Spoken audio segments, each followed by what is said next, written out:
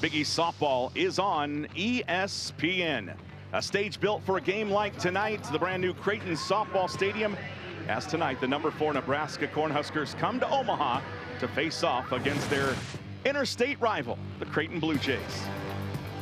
Along with John Schreiner, I'm Jake Ryan. Welcome in to the booth as we get you set for tonight's matchup between two teams that are on a tear, really. The Blue Jays playing very well, and obviously Nebraska is red hot right now. Yeah, both teams will want to keep the momentum moving. And in a game like this, a rivalry game, it can certainly bring out the best in a team, but it can also sometimes bring out the worst with those emotions riding high against the interstate team. We'll see who has the better of it. Nebraska comes in having won 15 of 16. Creighton, a sweep over Seattle over the weekend. It was a surprise series, John. Creighton was hitting the ball so well, and perhaps surprisingly, this young pitching staff for Creighton started to come into their own over this weekend and held down a pretty potent Seattle offense and was able to win 3 in a row using the long ball in all 3 games. Absolutely, and speaking of the long ball, Nebraska against UCLA, 7th-ranked team in the country at Bowlin Stadium, and Nebraska took care of business. You see the scores there on the board. How about 3 home runs in the second inning to stake them to a Sunday win? 8-4 final in that one. It was Hannah Kamenzind, Alexis Jensen, Ava Cusack that really got it done for the Huskers early on in that game. Yeah, both of these teams can hit the ball out of the park, and in this new stadium, we have already seen balls fly out of here. We may see more yet tonight. Yeah, get campus safety on the line. Watch out for that left field wall. First pitch is coming up between Nebraska and Creighton. Big East softball is on ESPN.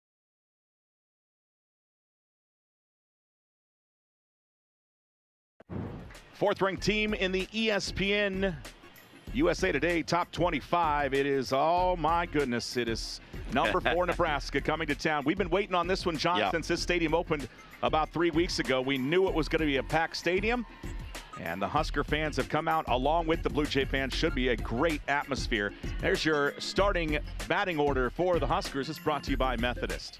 Yeah, Jordy Fromm leading it off. She leads this team in just about every offensive category you can think of. She was the NFCA Player of the Year last season, and right away, the Creighton pitching staff is going to be tested from the very first batter. One of 11 players from the state of Nebraska on the Nebraska team for the Blue Jays. They've got residents, and as you can see, Jordy getting ready to step in as the infield for the Blue Jays. He's around the starting pitcher. Starting pitcher today, Audrey Gilman, the freshman. Starting pitcher brought to you by Barry Law. You can see Illinois Campsville is where she comes from, and there's the record. And it's gotten a lot better as the season's gone on. Those walks to strikeouts have really been improved, and you see right there, 4th in the Big East. Yeah, she's pitching like the #1 pitcher for this staff. Best ERA, most wins, and most strikeouts now for the freshman Gilman. So here is number 98, formerly Jordy Ball. Jordy Fromm got married in the offseason. We are underway as the pitch is left up top by Gilman, and it's 1-0 as we're underway from Omaha. As you would expect with this Nebraska lineup, there's no room to breathe. You have to pitch basically to every batter because the next one is just as good as the last, if not better in some cases. Strike pumped in as our home plate umpire tonight, Jeffrey Sweeney. Jim Doyle at first base. J.D. Hugestrat is over at third base. Audrey Gilman even in the count to Jordy Fromm. There's a drive off the glove of Perez, and it's going to be down for a base hit to start things off. Unfortunate play there for Erica Perez. Looked like it was in the glove, and just the velocity on the swing, 63 miles an hour off the bat, just popped it right out of the leather for Perez. So Fromm at first base. She, by the way, 6 for 6 stolen bases on the year. Nebraska doesn't do much on the base pass because, frankly, they don't have to. It's Hannah Koor, fellow senior, and the center fielder for the Huskers. She will start off ahead in the count, 1-0 to the Blue Jay freshman. Now we've got a gate open, perhaps. Some discussion with the umpiring crew. There you see our home plate man, Jeffrey Sweeney. He says, let's play. Count 1-0. Hannah Koor ready, and the pitch left up again, just out of the zone for Audrey Gilman. She's going to need some of those maybe calls tonight. That was one of them that maybe wouldn't have drawn too much argument from the batter if it had been called a strike. 2-0, and it's inside and up. This time it's 3-0. Wow. Big crowd on hand tonight. I mean, it is standing room only in this place. Good crowd, of course, the addition of the secondary bleachers in addition to the grandstand stands, as the pitch is a 4-pitch walk. I thought that one might have caught, but again, it was just up and out to Hannah Koor, and the Blue Jays are dealing with a couple of Huskers on base with nobody out, and here comes the starting left fielder, Hannah Kemenzend. Yeah, Hannah Kemenzend is hitting the cover off the ball. I mean, batting .371, driven in 30. Absolutely a dangerous hitter, especially with 2 aboard. And a strike called to Kemenzend as, again, Fromm is aboard at second. She singled off the glove of Perez, and Hannah Koor with the walk is at first base. And .471 with runners in scoring position. Checks her swing. It's called for strike 2. Just caught the zone on the bottom half. And that's the off speed from Gilman. We saw her over the weekend against Seattle. She was able to land that pitch for a strike, which was really good. The Seattle hitters were just totally baffled by it. She can continue to do that. Mixed speeds. It's going to be a big weapon for the young pitcher. Next pitch number 3 up as Hannah Kemenzend, .371 on the year. Huskers as a team, as Kemenzend ground ball out of the reach of Vandewater into center. Fromm will score. Sliding in safely at third with no throw is Hannah Koor, and the RBI single for Hannah Kemenzend stakes the Huskers to a 1-0 lead. And Fromm was going hard on the hit ball and scored pretty easily from second base. They hold Koor at third, but another day, another run scored for this potent Husker offense. You see it. You've seen it for the last 5 years. Aside from her injury season when she first joined Nebraska, as the batter is Ava Cusack. She's in another gear. Jordy Fromm is. It's just, she's been that way since high school when she played at Papillion La Vista High School here in the Omaha area. The 1-0 driven into left center field. That will get down and will roll out of the reach of Dalton, backhanded by Zoe Greenwood, and the runners will be at second and third. A double for Ava Cusack, and it's 2-0 as Hannah Kaur scores. And a Kamens end all the way to third on the play. It's just, I mean, you have to pitch to Nebraska. You have to pitch to them, and they're very talented hitters. So you can't be scared if you're Creighton by early runs scored. You're just going to have to answer with runs of your own, find outs where you can, and get off the field with as little damage done as possible. Now, easier said than done. Gilman has faced 4 batters and has yet to record an out. Well, and you talked about it. You've got to pitch to everybody, and you've got to get the outs when you can. That glove off the, or that ball off the glove of Perez, setting the tone so far on Fromm's infield single. And now the batter is Jessie Farrell, the catcher. Another transfer. She's out of UNLV, just a junior, the first 4 in the lineup, all seniors for head coach Rhonda Ravel. Gilman's pitch in the air. It'll get out of play as the fans crane their necks in the stands here at this brand new ballpark. There you see Jessie Farrell, 6 foot, and there's her batting average on the year, 9 homers, and she's well off the pace of the lead for the team. Gilman's pitch, thought about it, but there it is again. Yeah, Johnny, she brings it down from about that 62, 63 range and down to 54. It seems just like it freezes everybody. Yeah, it's hard to get on. She throws it well. 1 ball, 2 strikes. The pitch from Gilman tapped foul into the net behind the screen, and we'll do it again. Jake Ryan along with John Schreiner. Thanks for joining us tonight, as this one has loomed on the schedule for a while. Both of these teams heading on the road this weekend, and for the Jays, pretty good start to Big East play at 7-2 overall. As that ball again into the screen, and they'll head to Butler with another pretty winnable series for them. That's a big series for Creighton this weekend. Butler's gotten off to a really good start to the Big East slate, sitting atop the standings right now. So this will tell Creighton exactly where they are in the Big East hierarchy. Sweeney set. That ball was outside. It'll be Barnard on the run. They will try to tag, and now we'll send the runner back. Great running catch for the Blue Jays right fielder Avery Barnard, one of the Nebraska natives that gets a start today. She races in to get that ball quickly into the infield to another Nebraska native. So you got Beatrice to Hastings on that throw. Here comes the freshman star for the Huskers. Yeah, she's an absolute phenom, both in the with the bat in hand. She's a legend in high school softball in this state. Alexis Jensen out of Gretna High, 2-time Gatorade Player of the Year. Over 900 career strikeouts as a pitcher in high school. And she's doing quite well as a pitcher here at the college level as well. The 0-1 inside, and it will even the count. 375. One of those 3 home runs in the bottom of the second against UCLA in that Sunday win for the Huskers. Gilman's pitch, swinging over the top on the fastball, 65. That might be one of the faster ones we've seen off the arm of Gilman this season. And she put a little extra sauce on that one, did Audrey Gilman, and Alexis Jensen wanted to put that one somewhere near Charles Schwab Field. 2 on, 1 away, and the pitch misses low for Gilman, and it's 2 balls and 2 strikes.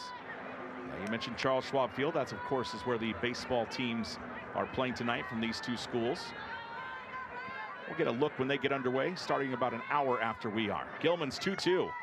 Check swing, ringer up as Audrey Gilman gets her first strikeout on someone that is pretty prophetic as far as strikeouts go.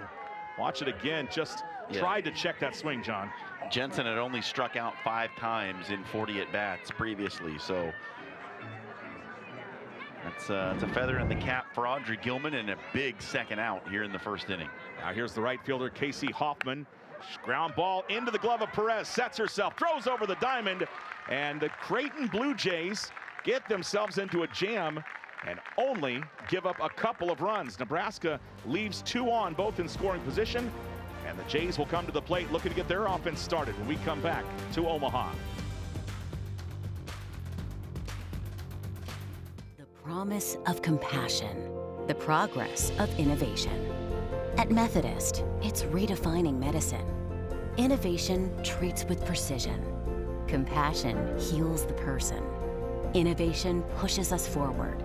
Compassion keeps us present. Expertise guided by empathy. Confidence rooted in connection. At Methodist, that's the medicine we practice. That's the meaning of care. Our American warriors are tough, determined, disciplined. They sacrifice their own well-being to defend our liberties. And they never leave the injured behind. Good?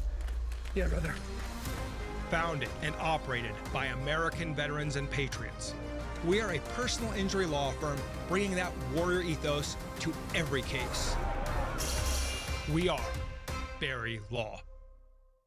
There comes a time when the place you are, or the place you're from, becomes a place you're for. We choose it, to grow it, to be one with it. Since 1857, FNBO has been committed to doing our part to serve and invest in the communities we call home. One for your needs, one for what matters, one for you, one for good.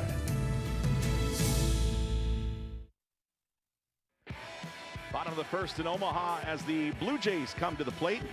If there's one thing for sure about month 2 of a softball schedule, Coach certainly has the lineup figured out. This one brought to you by FNBO. Yeah, steady now. About, I don't know, 3 weeks for Creighton. They've kind of dialed this in the middle of the lineup, is finding her spot. And her spot is hitting the ball anywhere in the park. That's right. All right, your starting pitcher, Kylie McGee. We'll get her numbers in just a moment as the righty delivers inside to Zoe Greenwood, the leadoff Blue Jay hitter. Greenwood, just a freshman, 356 average. She hits third on the team in that mark.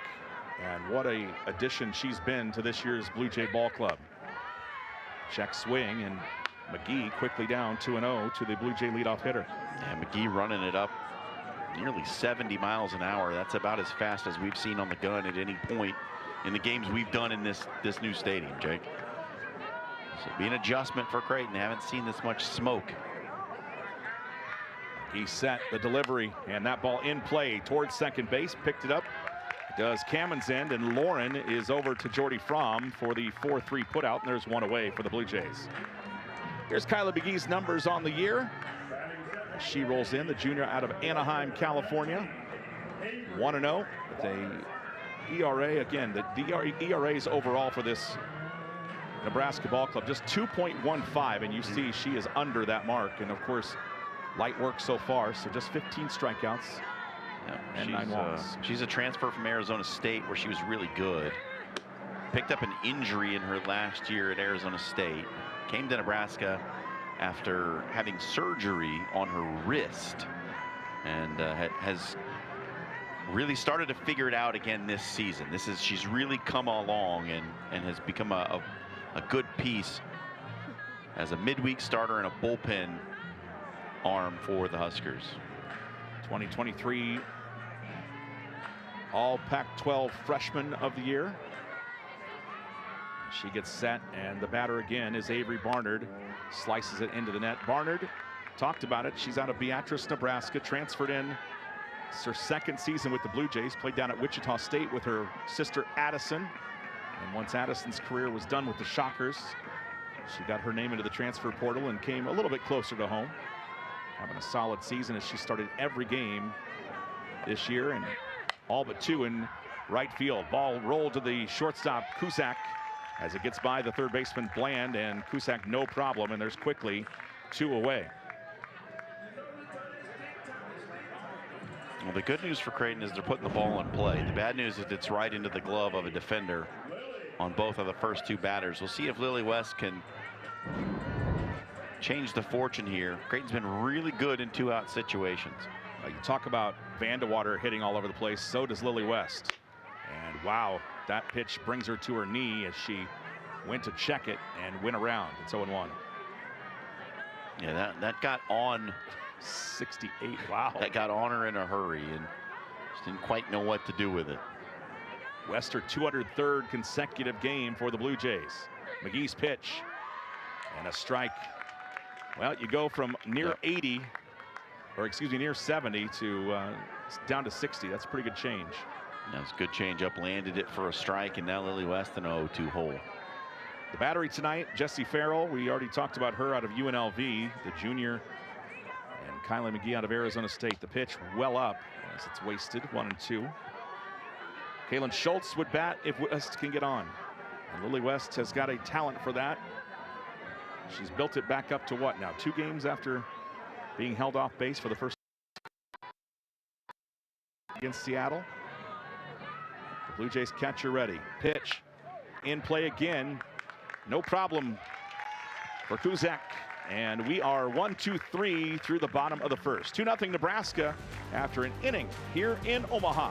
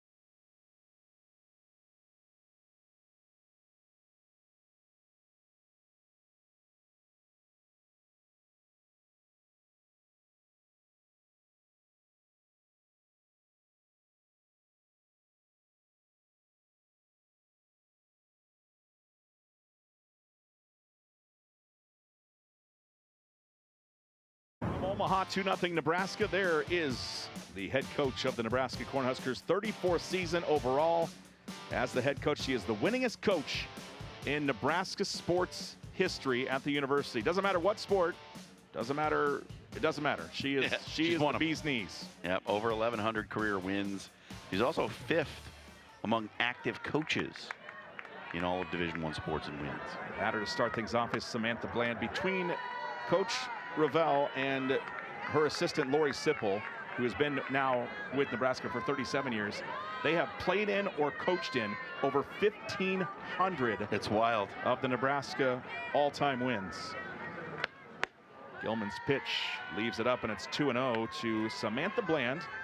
That's what you call being an institution within an institution.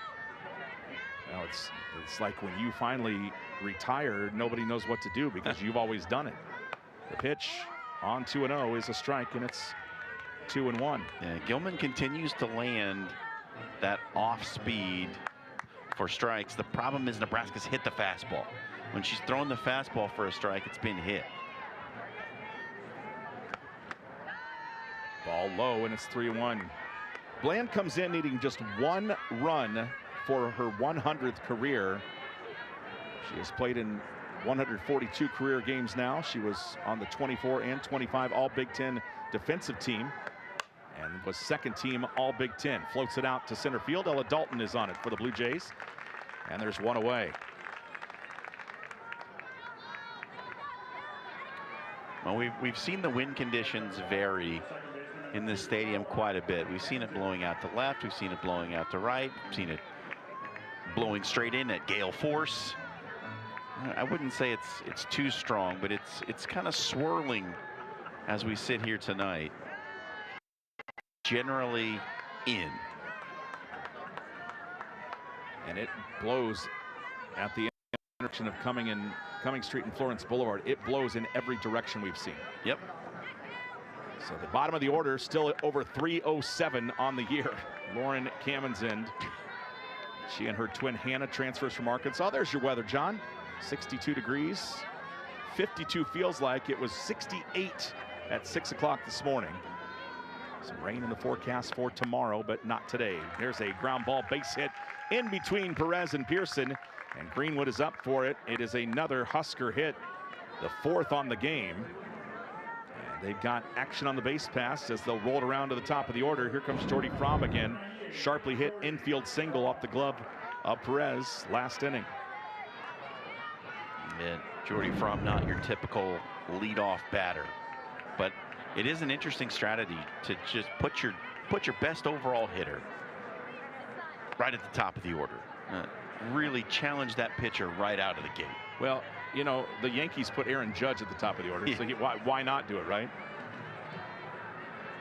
I think, you know, you can really, if you send Jordy Fromm up as the first batter and she cranks one out of the yard against the starter, that can really mess with the mentality of the opposing team's ace pitcher, right? Well, it's definitely a tone setter, that's for sure.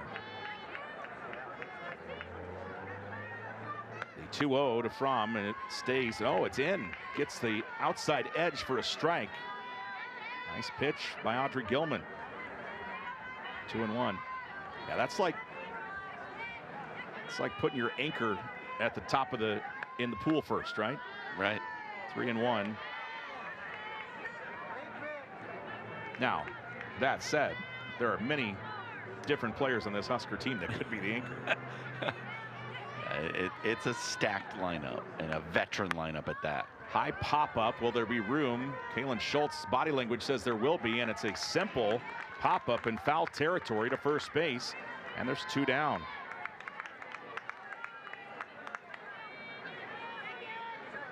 Oh, Gilman looks like she's settled a little bit after the first 4 aboard for Nebraska. Single, walk, and single double. And those last 2 hits drove in a run apiece. Here's Hannah Kaur, graduate, teammates with Jordy Fromm at Oklahoma. As the bat waggles on her right shoulder, it's outside. And the count at 1-1.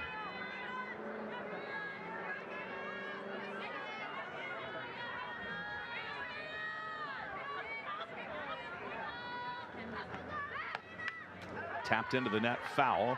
1 ball, 2 strikes. This is the kind of crowd that Creighton anticipates on a regular basis at this facility. Yeah, now that it's becoming a known quantity, that it's a good place to come out and watch a game. I haven't had the most desirable weather to come out and watch a game since this place has been open yet, but I think as we head in deeper into the spring and temperatures start to warm up, I think the word's going to get out that there's this great little softball park in downtown. It's a good place to go watch a game. Yeah, symmetrical outfield, 200 down the lines, 220 to center field as that ball is into the screen yet again off the bat of Hannah Kaur. 2 balls, 2 strikes, 2 away. A fly ball to Ella Dalton, a pop-up to Kaylin Schultz. Lauren Kamensend with the 1-out single. She stands at first base. Flared down the right field line. It'll be off the net and kicks off the pole that's there. And it violently kicks out. Avery Barnard was headed down to pick it up, and instead it's Kaylin Schultz and Tara Vanderwater that have to team up at first and second to get it. Let's see if Gilman can get out without any damage done. That would be huge right here. Fly ball center field. Dalton turns around, couple steps, and now comes in to her left and makes her second catch of the inning in center field. Huskers get another hit, but the Jays get out of it one more time. Through an inning and a half, it's 2-0 Nebraska over Creighton from Omaha.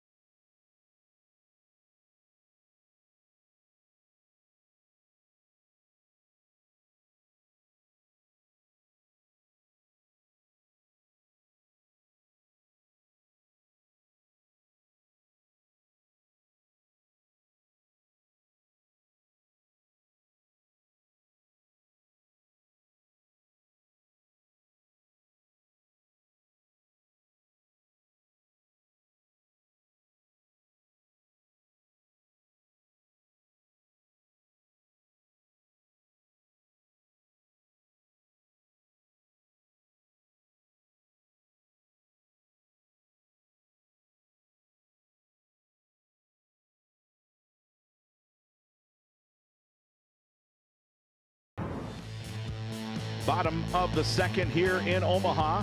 As you see Creighton's head coach Krista Wood jog over to her spot in the third base coaching box. 4th season overall. She has gotten some milestones this year, John. Not only her 100th win here at Creighton, but her 600th career win, as her first baseman will head to the plate, Kaylin Schultz. Krista's really been building this program to her specifications. It's been a process, but it's starting to now look like, I think, the team that she wants to put on the field.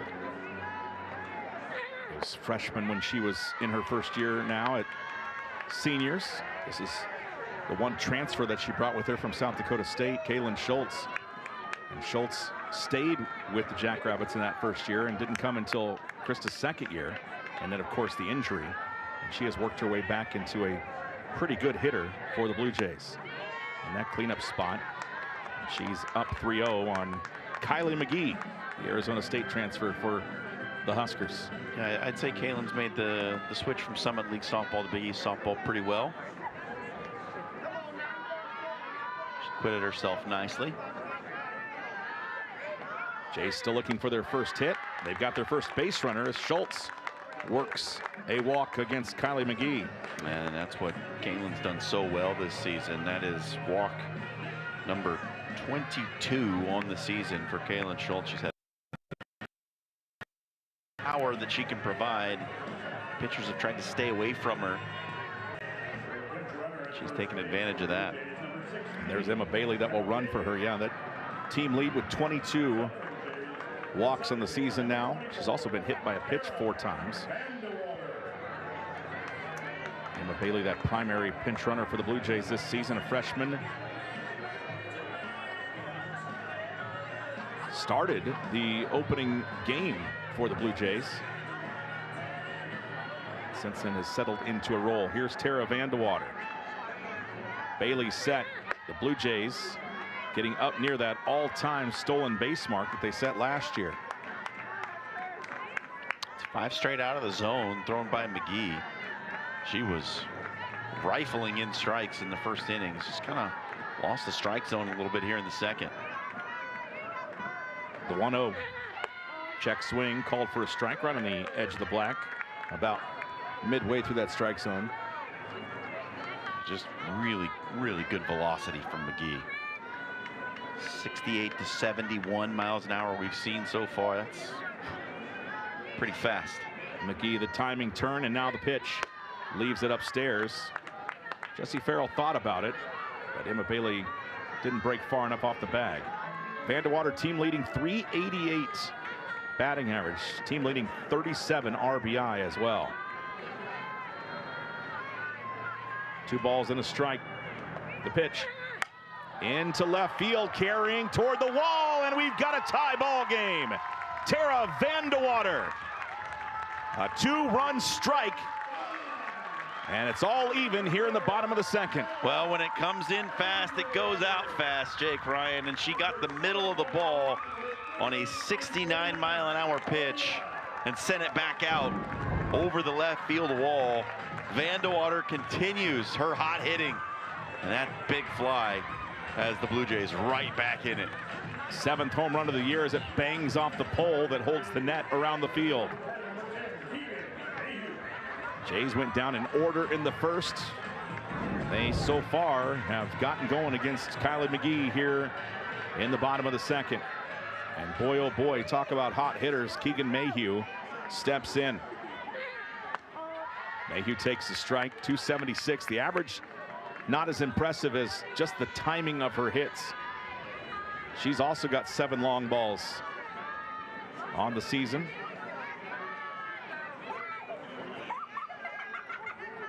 McGee's pitch. Mayhew thought about it, and it is going to be strike 2. Mayhew was the team leader in home run until that last swing by Vandewater tied it up. Mayhew wants to talk to Krista Wood. Erica Perez is on deck. Tied a school record over the weekend with 3 doubles against Seattle. In a game, I should say.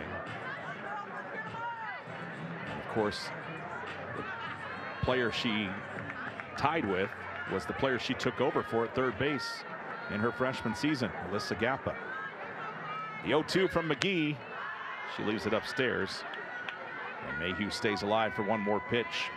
Yeah, we've talked a little bit about this middle of the order from Lily West, Kaylin Schultz, Van de Water, Mayhew, and then Perez next. It's kind of it's been the productive part of the lineup as you would expect it to be, but even more so than I think we expected coming into this season for Creighton. It's just been all 5 of those batters through that lineup have been really, really good.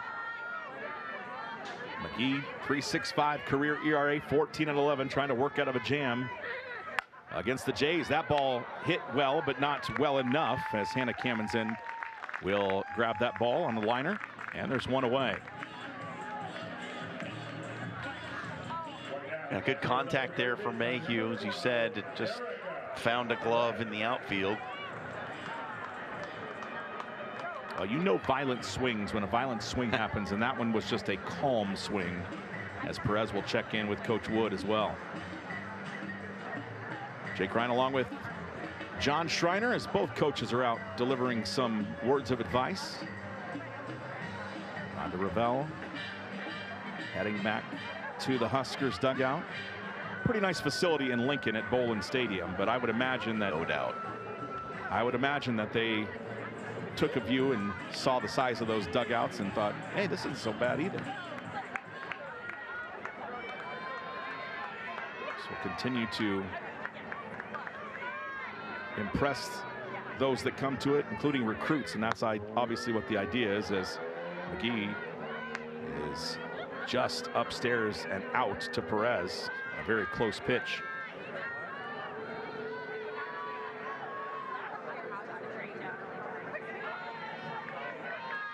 So it doesn't look like the Huskers are using pitch comm as the pitch comes into Perez inside. You see that Coach Ravel with the finger signals, and they've got the old wrist chart. Yeah, McGee's got the wristband on. There he goes. One more time on the, I think she called the 6-7 on that one. Here's the pitch, the 2-0, and it's in for a strike. The kids watching at home really like that one, Jake. Well, I was hoping to impress you. That's my sole goal every game. Can I get John going? I am always impressed by you, Jake. Here's the 2-1 from McGee to Perez. Perez takes a crack at it, and it gets off the top of the net and kicks out. And Hannah Kamenzen will learn how the net plays here. She throws it back in. The parents of those kids at home may not be happy with you. That's okay. The more the parents do it, the more the kids will think we should stop doing this. Yeah. That's how you get them to quit. Standing room only crowd on Cumming Street over the left field fence. Right field borders Florence Boulevard. Here's the pitch from McGee, well outside. Didn't even make the chart that time to Perez, and it's full to the Blue Jays third baseman. There's the lights. Right there. That's not Florence Boulevard, by the way. That's just 20th Street, I think. The pitch. Swing and a miss, and on the full count, Perez goes down for the first strikeout off of the arm of Kylie McGee. 2 away. The great thing about this facility is that the wall behind us, which is along the first base line, that road will be shut down once that new facility is built, and it'll give fans a little bit more of a gathering space before games really get going. But you see just the look of this stadium as the swing and a miss by Ella Dalton. I think it's representative of the urban campus for Creighton, right? It gives you a sense of where the school is, what it looks like around the campus. It's just really well done. Ella Dalton from Elkhorn, one of the Jays' 5 players from Nebraska. And Dalton's dad played at Nebraska. Once hit a car with a home run ball. That's right. That's right. We can't. It looks like the Zapruder film is what it looks like. Jed Dalton, of course, and that made the ESPN Sports Center highlights way back in the day. The 1-1 as Dalton watches it down in the zone. It's 2-1. We've showed that a couple times. We did. In Ella's freshman season, I think we showed it 3 or 4 times. But again, it's very, very grainy.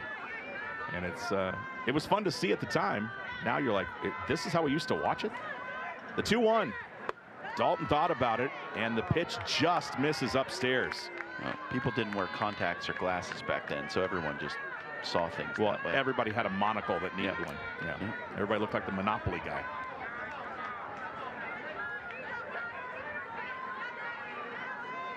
Jays have tied it with a 2-run homer by Tara Vandewater. 2 away and a 3-1 to Ella Dalton. And she will take the free pass. So the second base runner of the inning on the base on balls. And it will be Ashton Pearson.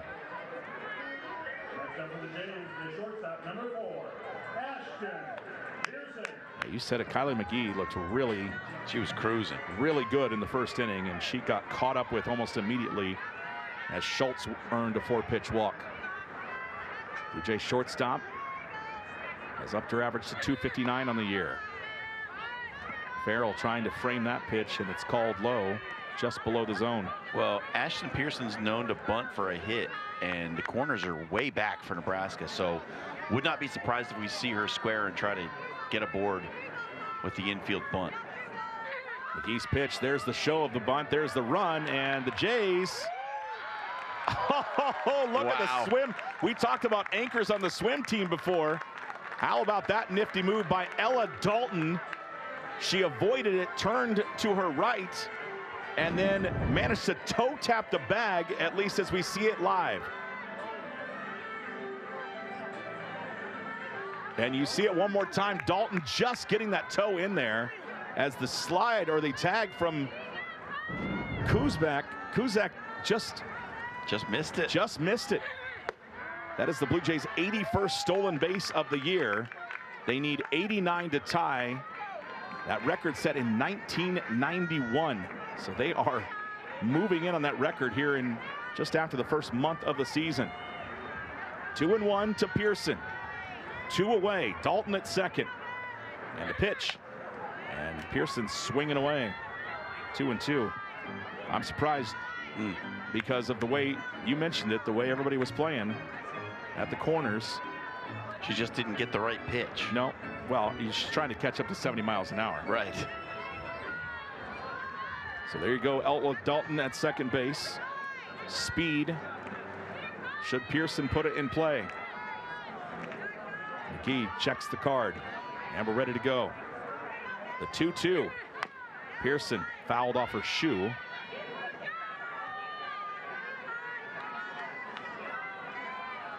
Fifth Blue Jay batter in the inning to the plate right now. Zoe Greenwood is on deck. Freshman left fielder for Creighton.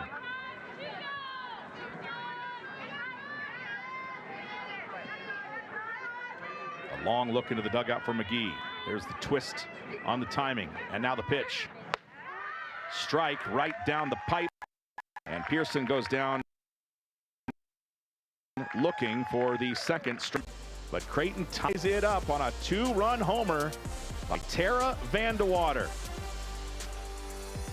2-2 your score after 2 in Omaha.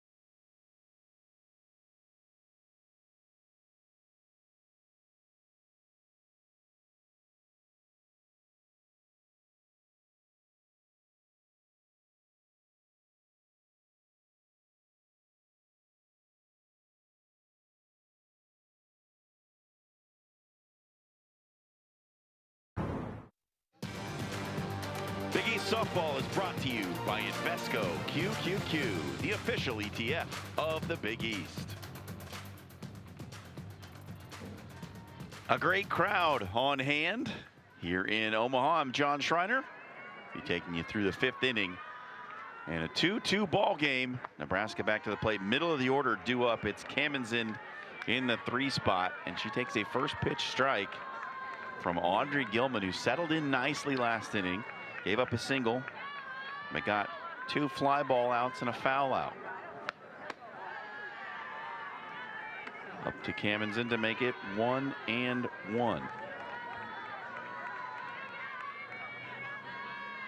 Gilman in her freshman season trying to establish herself at the top of this Creighton pitching staff, and that one inside and got away. Kamenzen lucky to not be hit on the thigh. Krista Wood wants her pitching staff to be in the zone and her defense to be solid behind it. An off-speed pitch misses away, 3-1.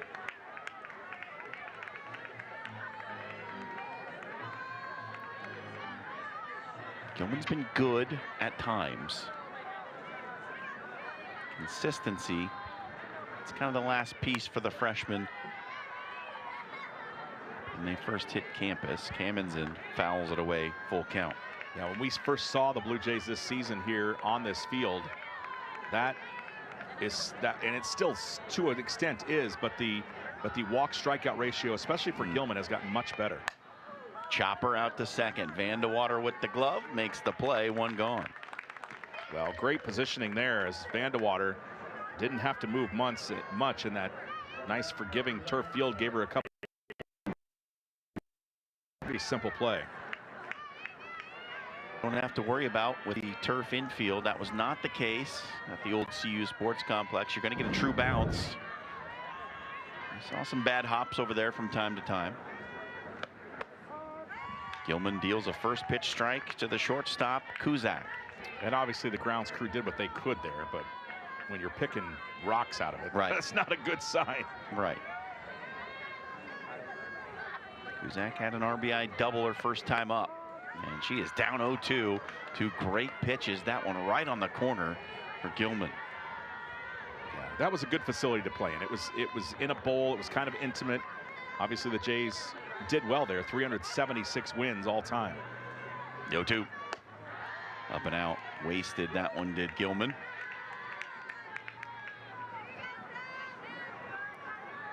But as soon as this park started taking shape, and you drive by and you see it, and you just knew it was going to be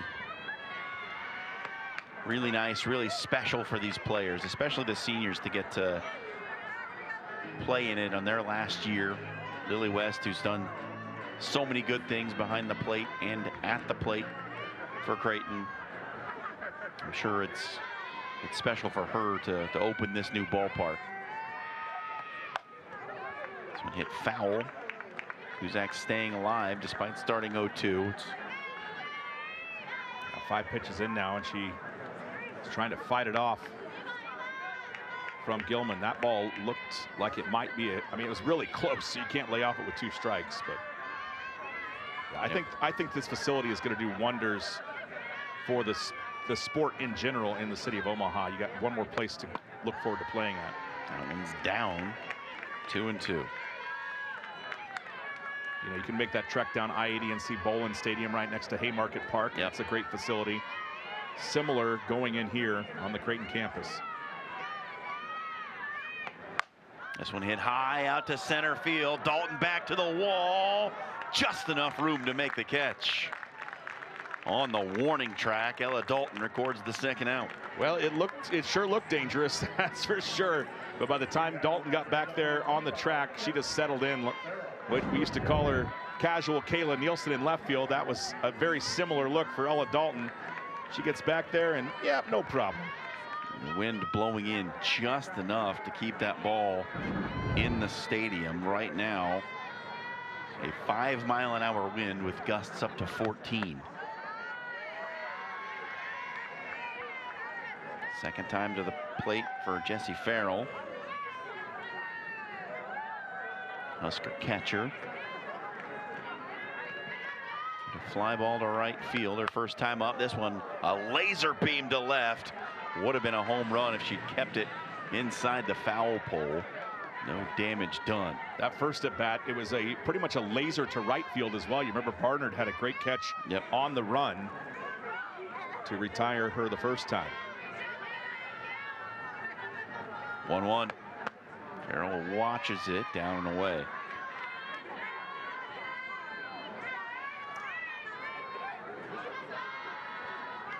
Nine home runs, 9 doubles. For Farrell, she sees this one down for ball 3. And Farrell, you look at her career numbers, obviously the transfer out of UNLV in her first season with the Huskers. Career third 333 hitter. She needs 4 RBI for 100 career. Be aboard after drawing the walk. Second walk issued by Gilman.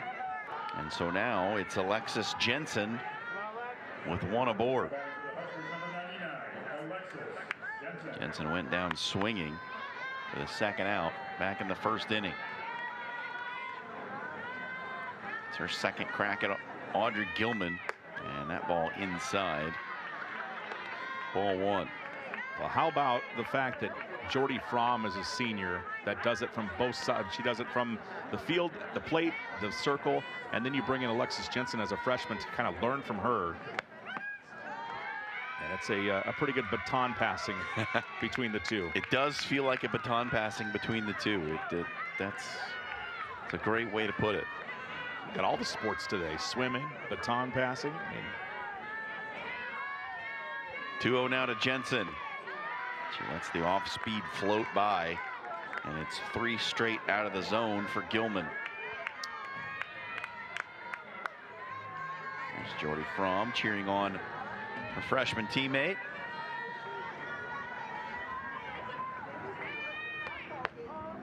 That one just gets in for a strike. Jensen was taking all the way. Gilman lands it. Will avoid putting a second straight Husker aboard. 2-all. Top of 3. And that catches the corner for strike 2. Gilman battling back from the 3-0 count. Jensen will have to protect here.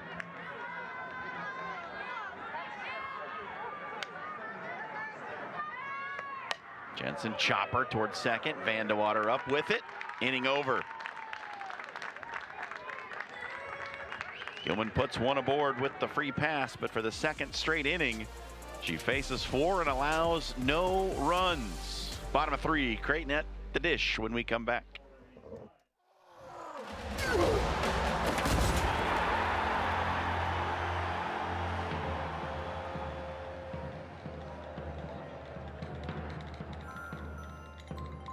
Sir, it seems that the Gladiators get a lot of positive social sentiment.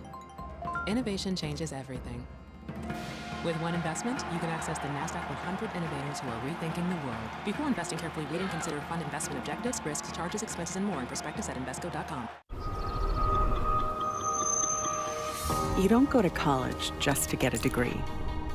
You go to college so you can learn valuable lessons in the classroom and invaluable lessons outside of it. You learn to look inward, to affect outward change.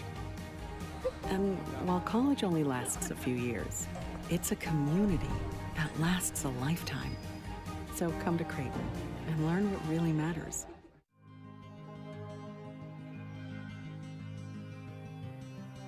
At BISCO, we believe technology should feel as simple as life in Nebraska. Family-owned, family-operated, Nebraska-made. We simplify technology for your business so you can focus on what you do best. BISCO, making IT simple the Nebraska way.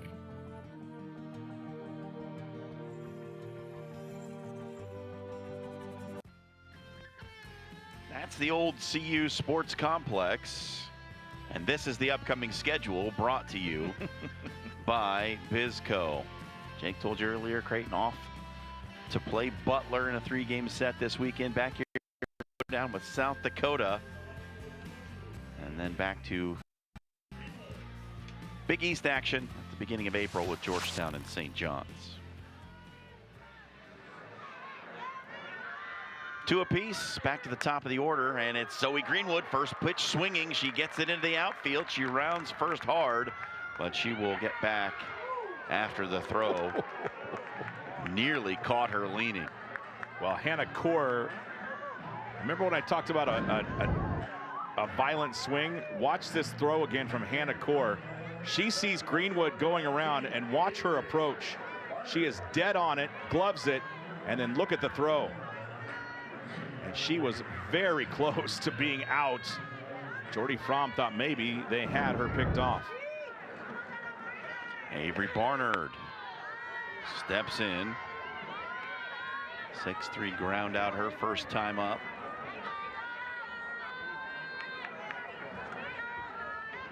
Barnard's been really good with runners aboard this season, batting .468. Squares to bunt here, lays it down in the batter's box. That'll be foul. Did not get out of the batter's box. And Zoe Greenwood, one of the very fast freshmen, part of Coach Wood's team, 17 stolen bases, just been caught 1 time.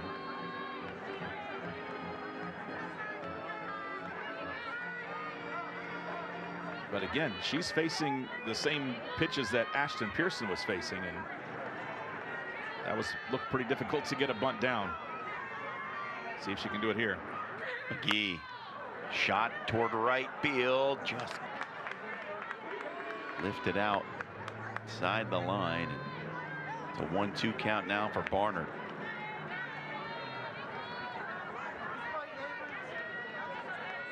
Early on, looked like Creighton lineup was struggling with the velocity from McGee, who's now out for her 3rd inning of work.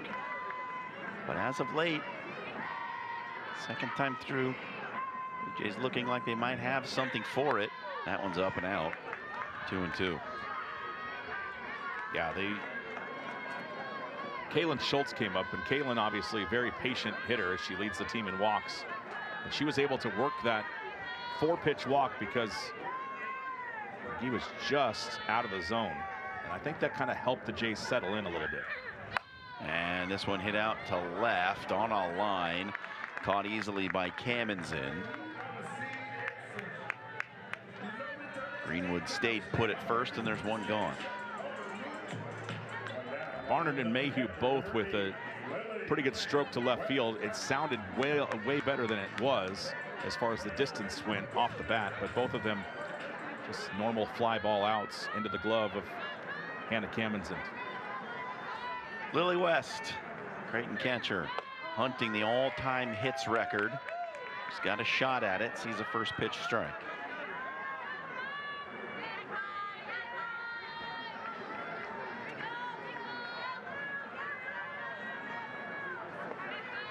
You say she's got a shot at it. She needs 20 to tie for second, 22 to tie that all-time record.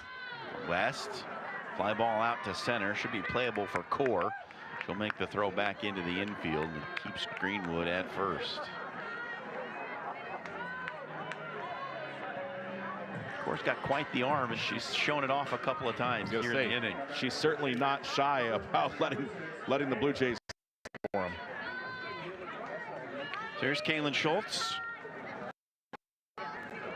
Walked ahead of Tara Vandewater last inning when Vandewater sent it over the left field wall for a 2-run homer. She has now been thrown 5 straight pitches out of the zone. It was a 4-pitch walk her first time up. She's got a 1-0 count. Held back on that pitch that was up and in, 2-0.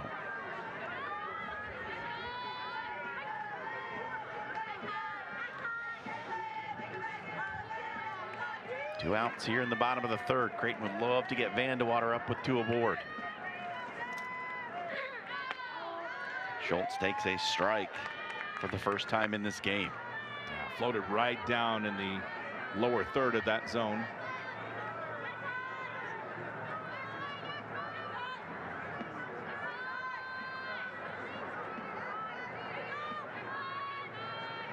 Kylie McGee. Start today for Nebraska. Deals another one down and in for a ball, 3-1. Set Creighton down in order to start the game.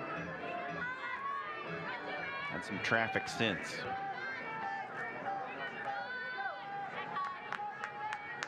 McGee got to get her shots next year as a senior with Fromm not around anymore as well. Off-speed pitch, out of the zone, throw gets away and scoots into the outfield. It was a walk anyway, so nothing hurt. And here's what happened last time Tara Vandewater came to the plate. Such a good swing. That might be the first homer that we've seen off of one of the poles that holds the nets here at this field as it clanged back in. Third free pass issued by McGee. Vandewater, 2 outs and 2 aboard. She sees one up and out for a ball. There is activity in the Nebraska bullpen, and it is Alexis Jensen warming. Well, that's how you douse any flames. The 1-0. Vandewater chopper off her own foot. There you see her. Talented freshman out of Gretna. Talented might be an understatement.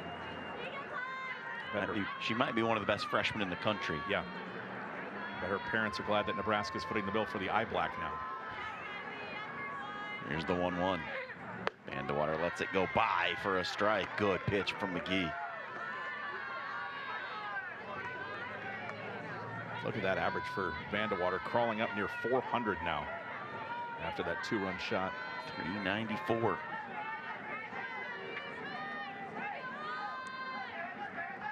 Big pitch here for McGee. The 1-2. Vandewater fouls it straight back. Yeah, we got a visiting catcher that understands the game. Nice job by Jesse Farrell catching that off the net. Again, the net extends further up from the roof that we can see. So right. Sometimes you're not sure where it's coming down. Lily West and Kaylin Schultz have made a good game out of it. There we are. Hello. The 1-2 again. Vandewater swings through. McGee gets out of it. She did Kylie McGee and kept us at 2 apiece as we head to the 4th.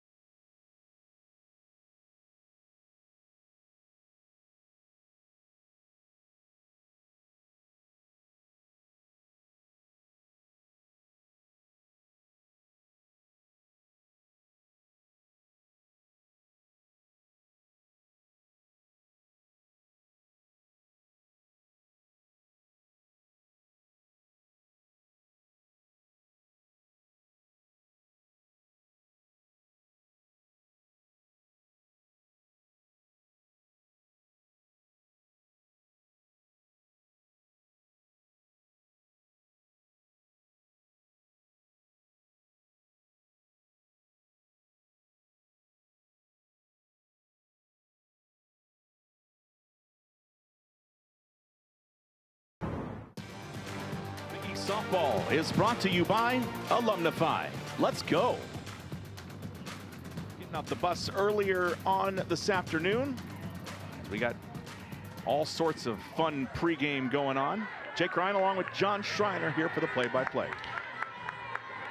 Top of the 4th inning. Bottom 3 due up for Nebraska. This is Casey Hoffman the right fielder.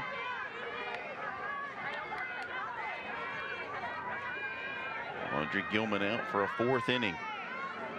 Didn't know if she'd be around through the first the way it started, Jake, but she's settled in and kept the Huskers at bay. Well, again, everything a learning curve for not only Audrey Gilman this year, but Ava Drays, and the other newcomers for the Blue Jays. Hoffman swings through. And Landry Harris, we hadn't seen in quite some time before she came in that Seattle series, and really had grown up since we had saw her the last time. 1-2 now to Hoffman. And how about the patience for Krista Wood to allow her freshman pitcher to work out of that self-inflicted damage? And it has paid off because she's been good over the last 3. All sorts of analytics going into it now. Of course, the TrackMan available here at the new stadium for the Blue Jay pitching staff. 2-2 to Hoffman was away for a ball. 3-2 now, full count.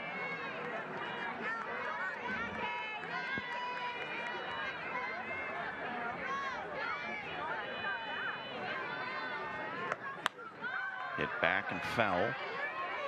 Lily West will play that one off the screen. 1-1. I mean, like an old veteran right there. Like she'd play here all her career. The game that we're talking about is who can catch the ball off the net. Yeah, that's the game that we're entertaining ourselves with, along with the softball. There are 0 official stats. 0. We used to play Plinko at the other facility, and that, unfortunately, we don't have a roof to play on anymore. The old Kitty Gone Pavilion, foul balls would roll down the roof. This little nubber out toward first. Easy play for Schultz, one gone. Yeah, good focus from Schultz, keeping her head down, and then a quick few steps to make sure she beat Hoffman to the bag.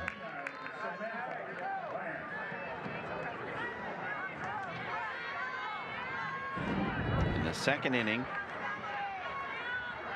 Gilman got 1 out, then gave up a single and retired the next 2. Last inning, it was 1-2 before a walk, and then retired the 3rd.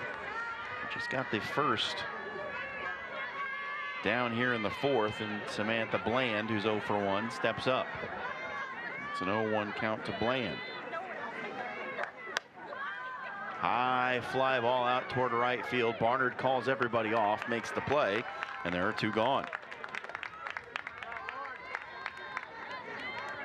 Well, Vandewater was going to set up underneath it, and Barnard coming in to get out of the way. Been told that Vandewater, when she came in as the transfer, wasted no time in taking a leadership role in this team. She's not afraid to tell you what's what. Here's Lauren Kamenzind.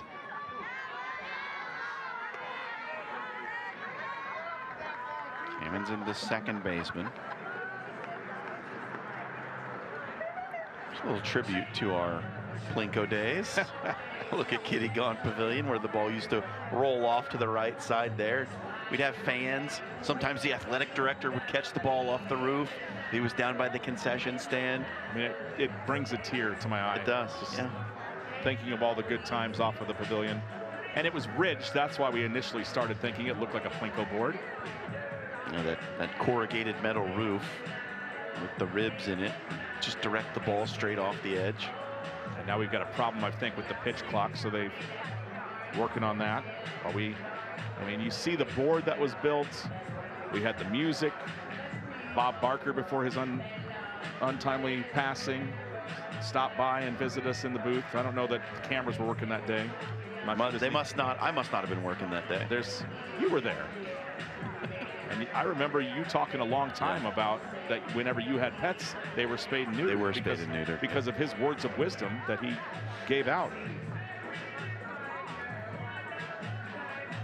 So the delay again because of the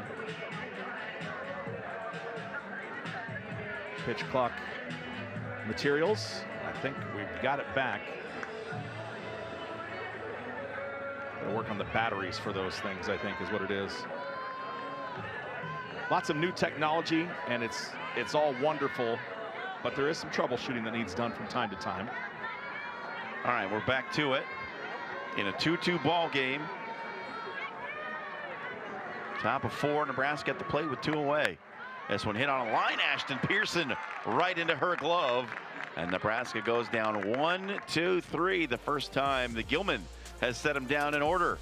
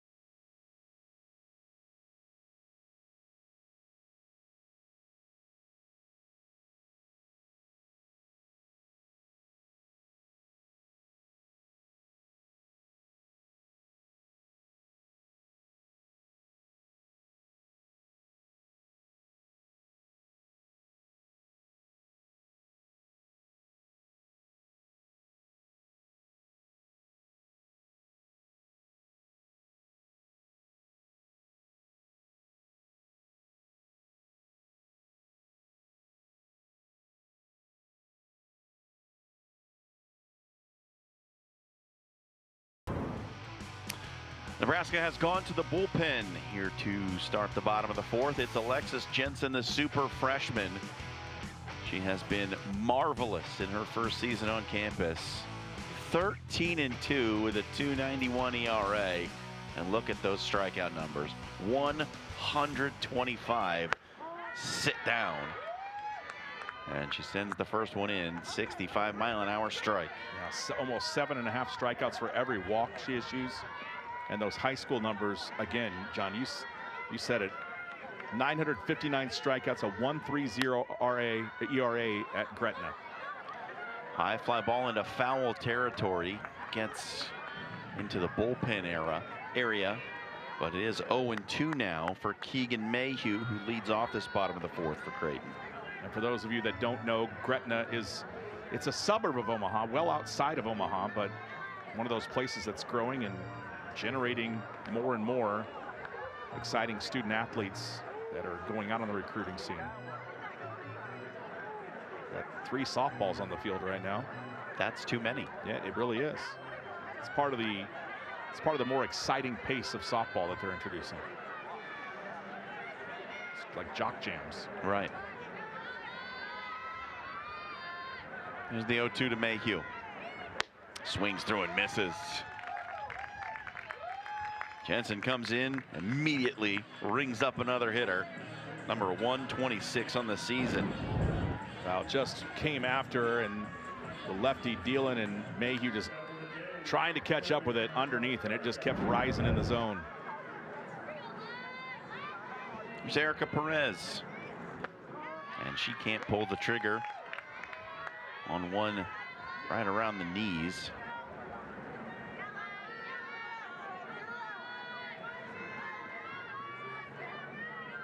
Perez with a strikeout already tonight.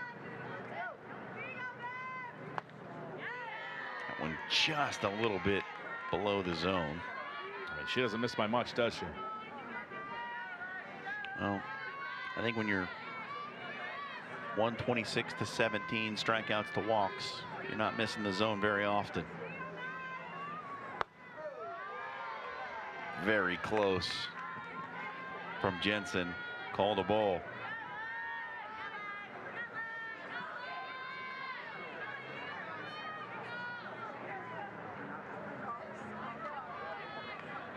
Two and one. His offers at that one, fouled it back. 2-2.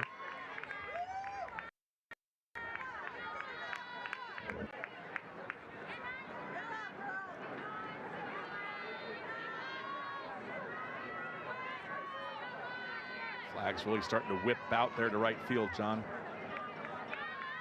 And looks to be picking up a bit. And tattooed out to right field by Perez.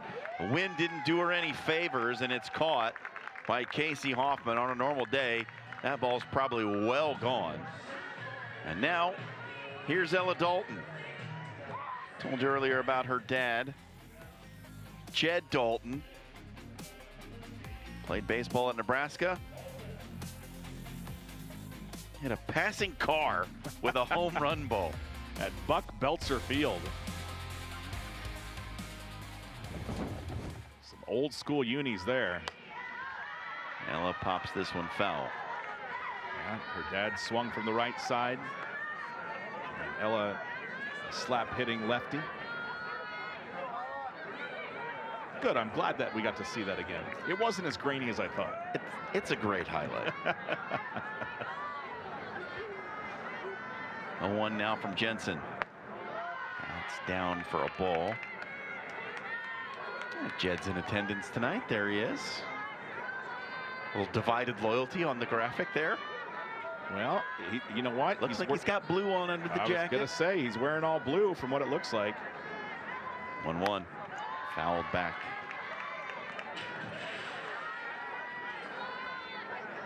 And if you're the parent of a senior, you sit in the front row. Yeah. There's no question. I think so.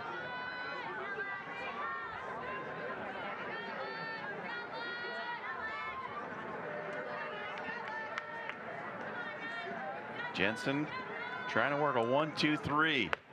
And Dalton can't swing at that. The off-speed ties her in a knot. Jensen strikes out 2 Blue Jays. And they go quietly. We head to the 5th in a 2-2 ball game.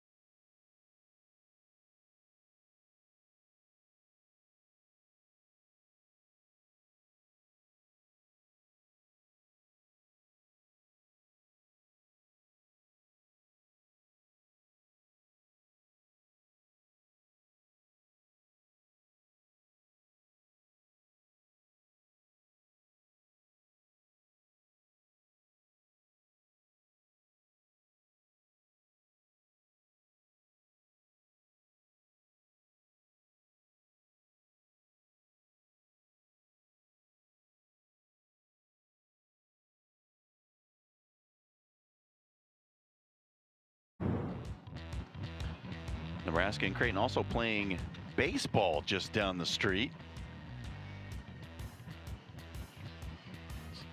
No score in the top of the 2nd.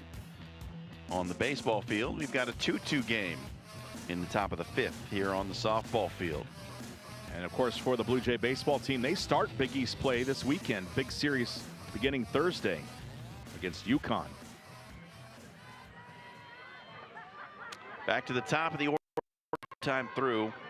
Jordy Fromm has a single and a foul out. She sees the first pitch strike. It's still Gilman for the Blue Jays. One of very few active college players to have a street named after them, Jordy Fromm. Although I'm pretty sure it's named Jordy Ball. Yep. In the city of Papillion, along with her alumni twin, Peaches James, who pitched for Nebraska as well. They had their names retired near a brand new softball complex built by the city of Papillion off of Lincoln Street. In between 84th and 96th is where you can find that at.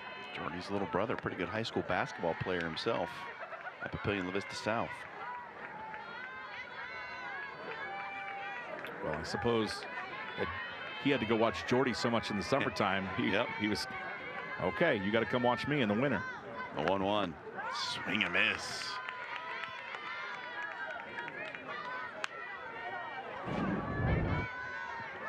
That pitch from Gilman. Started down and stayed down.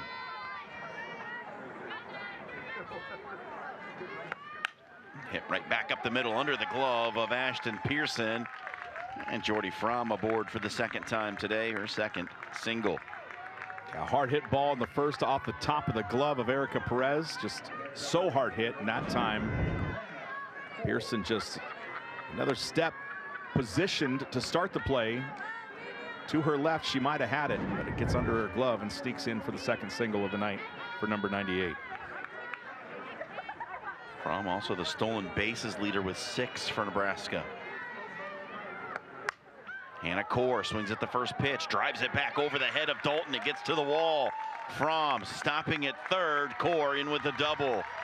Huskers jump on it right away here in the top of the 5th. Now, John, I was fully expecting to see Fromm take off from third. I thought she was going to turn the whole way. Such an aggressive runner. And that ball smoked over the head of Ella Dalton. And Ella, we know, a pretty good positioned player. She doesn't take many wrong steps, and that certainly wasn't a wrong step. That was just very, very hard hit. And here's Hannah Kamenzind. Drove in a run back in the first with a single, and she gets a first pitch strike from Gilman.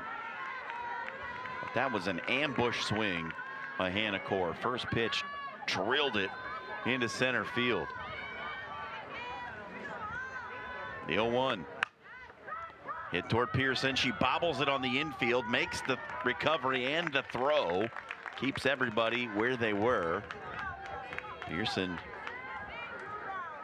nearly made the big mistake. Got it back in time. Well, she had to come in hard on that ball, and maybe not as smooth because it wasn't in between hops as she had to attack it. But a great recovery, again, by the junior shortstop, 2-time Big East Defensive Player of the Year. One away for Kuzak, who had the other Husker RBI on a double. I'm sure the folks that have watched Nebraska softball over her time have heard the story before, but she's from Colorado, went to high school in Colorado, but played ball in the summertime with Jordy in Nebraska. I suppose that's knowing what your opportunities are and taking advantage of them, right?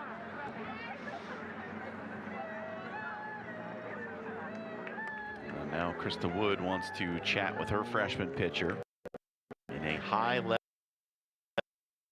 leverage spot right here. See, outside of those first four batters, she's been really, really solid. Scattered 6 hits across her 4 1/3.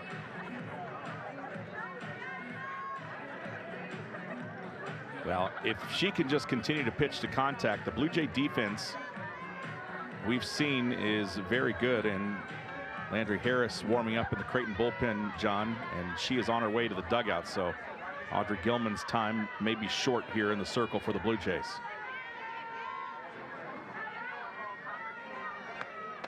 Kuzak takes the strike, 2-1.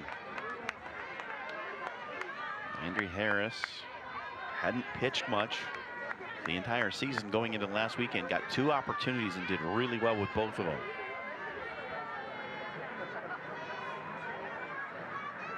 Kuzak drives the 2-1 right at Pearson. It's off her glove. Fromm's going to come home. Core stays put. And mark that one with a star in your scorebook, an error for Ashton Pearson. You will not see it very often. And again, very hard hit. And from a knee, just couldn't pick it.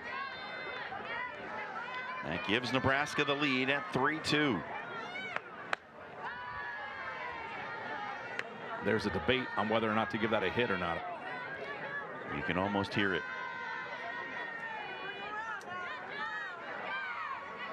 Meanwhile, Jess Farrell bounced in front of the plate by Gilman. Officially an error on the shortstop. Kuzak aboard E6.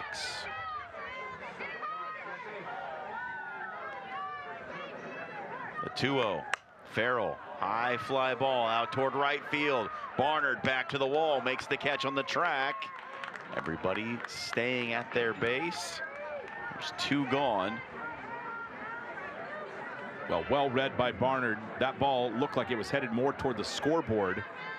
And by the time Barnard came down with it, it had drifted to the right, as we see it, of the scoreboard. Scoreboard left, if you would, if you were on the scoreboard.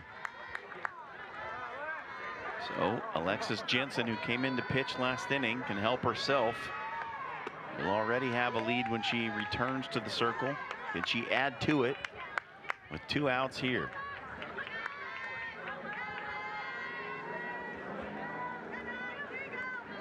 Strikeout, ground out for Jensen today. The 1-0. Down for a ball.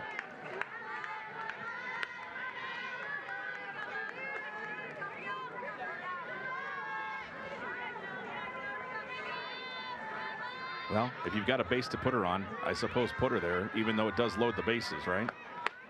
And that's inside for a strike. Just caught. I don't think they're going to do it. Inside corner. They're not going to do it willingly, but stay away from her because she can certainly cause more damage from the plate than she can on the base paths. Popped up on the infield. Perez calling everybody off. She'll make the play in foul territory. Gilman escapes the trouble with 1 in. Nebraska regains the lead at 3-2. Top of the 5th.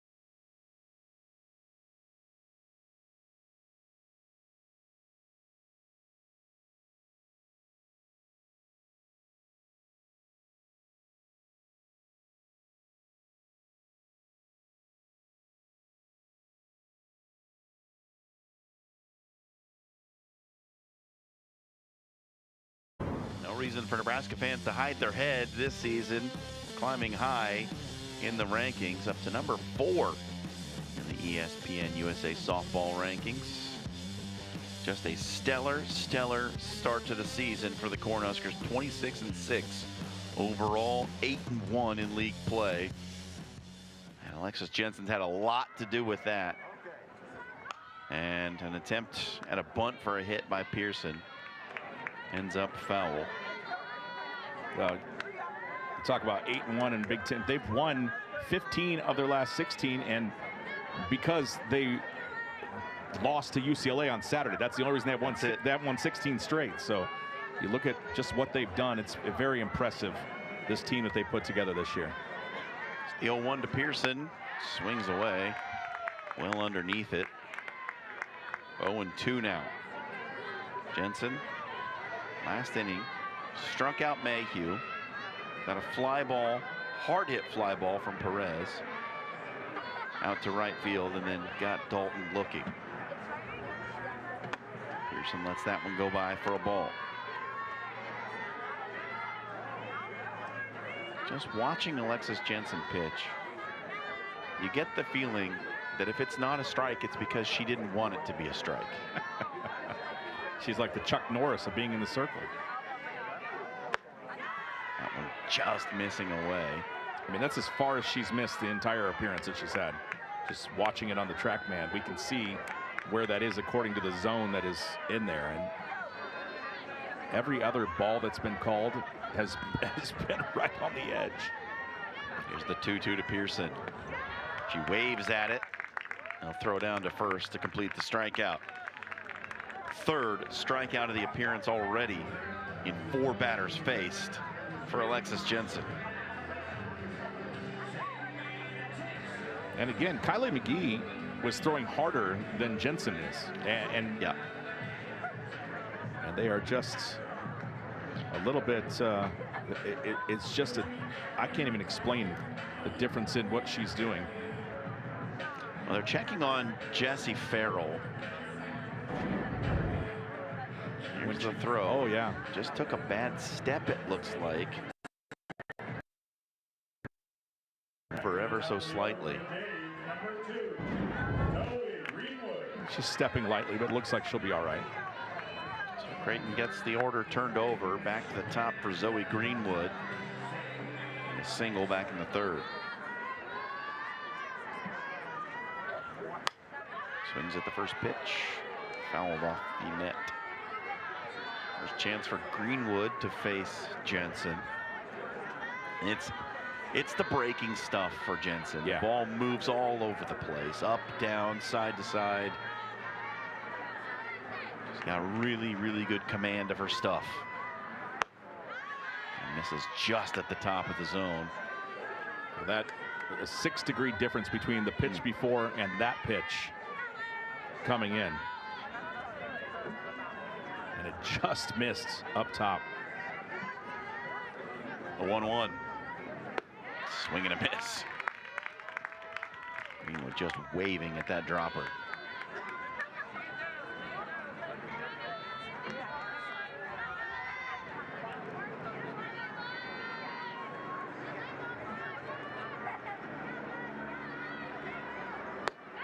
And again, that time up out of the zone. Greenwood couldn't catch up to it.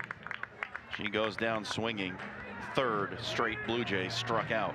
Yeah, what a weapon Alexis Jensen is. One more time, just she went down below the plate for strike 2 and then brings it up above the plate, and Greenwood was just guessing. Barnard, she gets onto this one, drives it down the line and left. Barnard rounding first. Kamenzen slipped, chasing the ball down into the corner. And it's a double for Avery Barnard. The first hit given up by Jensen. Barnard picked the right pitch to swing at. It was right in the heart of the zone to the right-handed batter. And she went with it. And that was not up, it wasn't down, it was right through the middle. And Barnard again, aggressive first swing. And the double for the Blue Jays gives them some life. Lily West yet to reach base. It's been a rare feat this season to keep her off the base paths. Goes after the first pitch, hits it high out to right field. And despite the double by Barnard, Creighton can't scratch anything across. Still Nebraska 3, Creighton 2, heading to the 6th inning.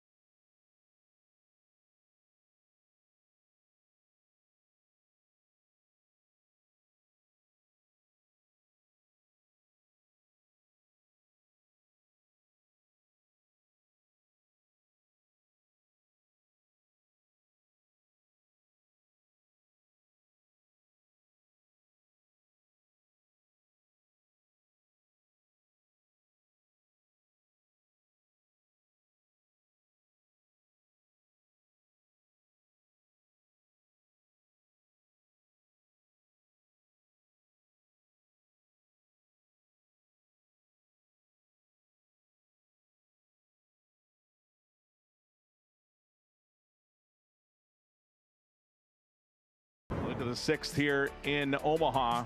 You see the lines so far, John, on that graphic. And that 2 innings of work for Jensen has been most impressive against the Blue Jay batters. Yeah, Audrey Gilman has done pretty well in her own right. We thought she might be ending her evening, but she comes out for a 6th inning of work. Just 1 strikeout for the freshman, but she has worked out of trouble. 2 in the first, 1 last inning. And she will face the 7, 8, and 9 hitters for the Huskers here in the top of the 6th. Casey Hoffman 0 for 2. She is grounded out to 3rd and grounded out to Kaylin Schultz at 1st. Bottom of the order, just 1 for 6 so far for Nebraska. And a strike is called. 1 ball and 1 strike.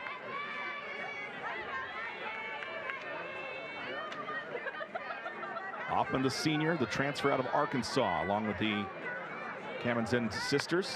And she rips this ball at Vandewater, and it hooked her.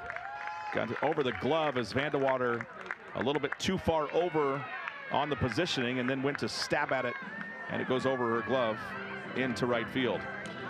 That was a hot shot off the bat of Hoffman. Hit the middle of it, and just overrun, really, by Vandewater. And you're not going to see too many weird hops on this turf.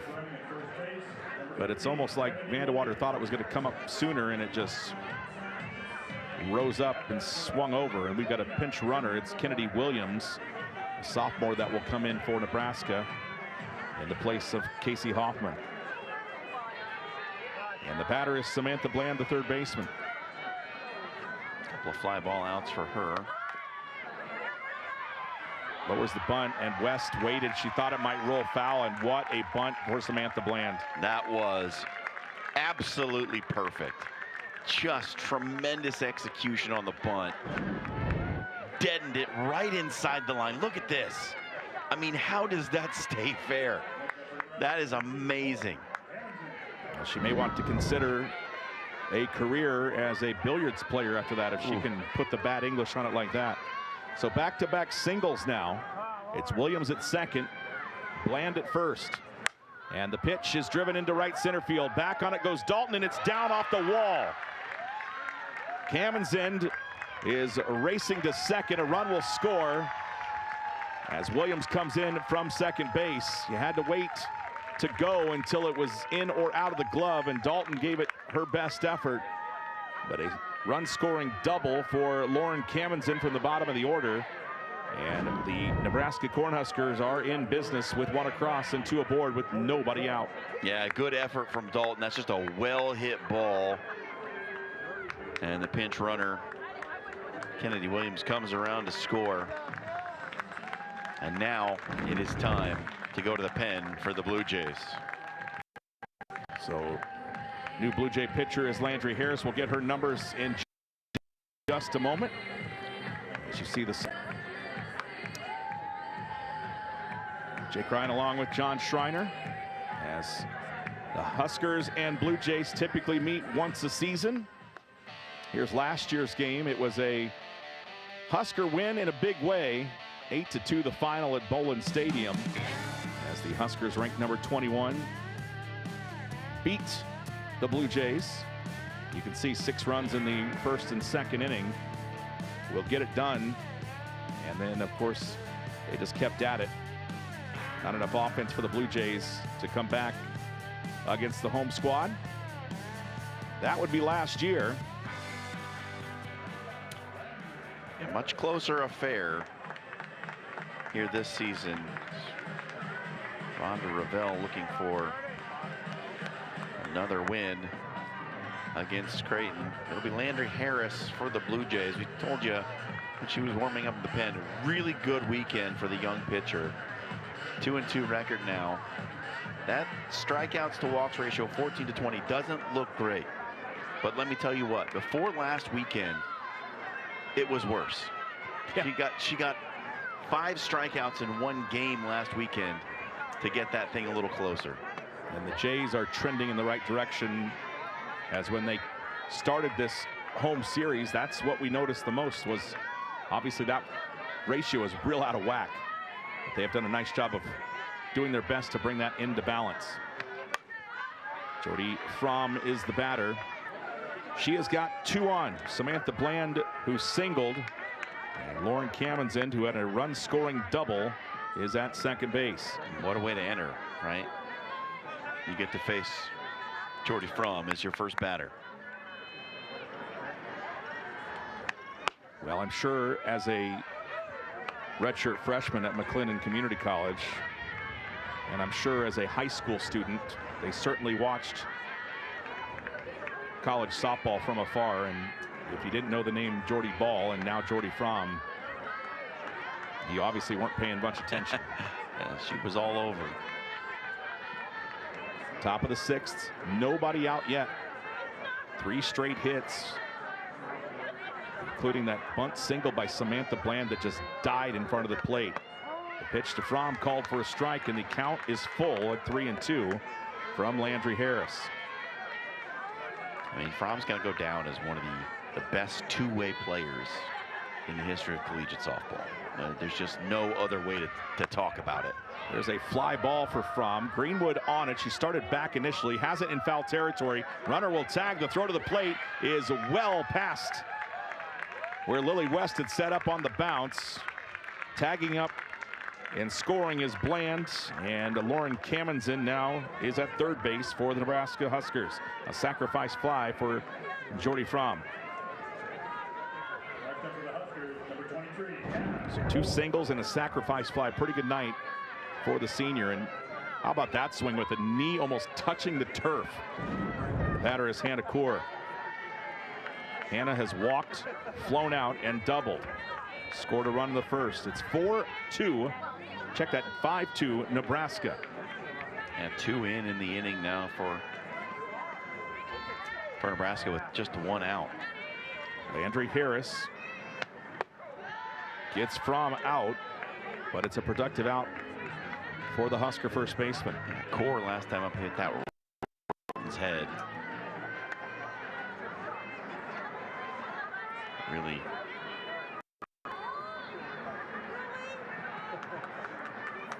She had no chance at. Fouled off probably onto the street that is closed for construction along the first base line. Some people giving chase. Kaur's average up to 312 on a 1-for-2 day. That on-base percentage up as well. The pitch from Harris, right back up the middle into center field.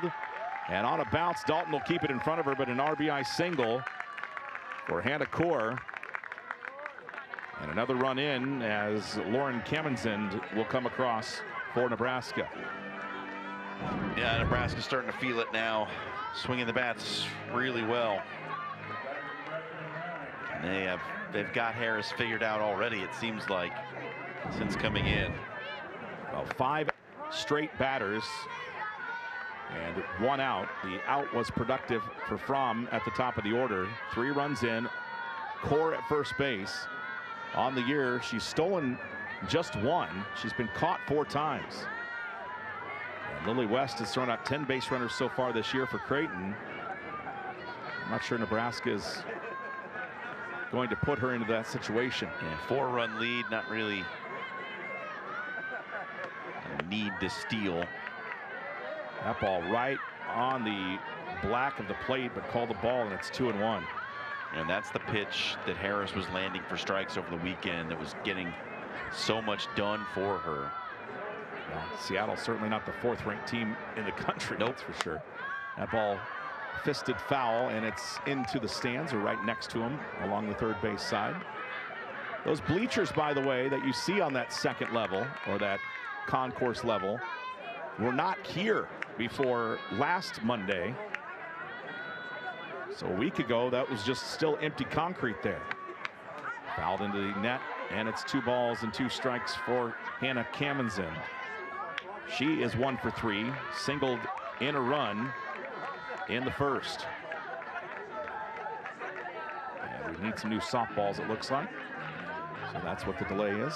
See Coach Wood in the chair charting pitches. Audrey Gilman started. Landry Harris has taken over here in the inning. This is her third batter. She got a fly ball out from Jordy Fromm and a RBI single from Hannah Kaur. That closes the door on Gilman's line. Nice pitch, floats it in there, and it's a ball. 3 balls, 2 strikes. There's Audrey Gilman. New teammate Chiqui Vasquez behind her. Fellow freshman. Full count to the Huskers left fielder in the top of the 6th. Cammon's in, deep drive left center field. Greenwood going back, and it's off the top of the wall. Gets out, and it will be Dalton that picks it up, and a dive back into third for Hannah Kaur. She had turned to come home and stumbles to a stop and then gets back into third base. Another double, the second of the inning. And for the Huskers, it is the 4th of the game, 4th extra base hit of the game. You see that one just banging off the pads and out. Watch the turn again. And when Coach Ravel talks, you better listen. Yeah, she probably could have scored, but Coach Ravel being real conservative with the base running here. 4-run lead. And a lineup that has figured out in the circle. So the batter is Ava Cusack, the shortstop.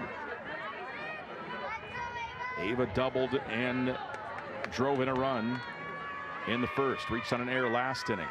She is 1 for 3. Really good at bat against Gilman when she flew out to center, right at the wall in her second at bat. Wind picking up, getting a little bit cooler. The 0-2.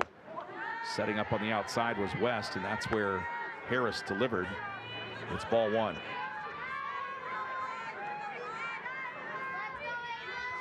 Jake Ryan along with John Schreiner.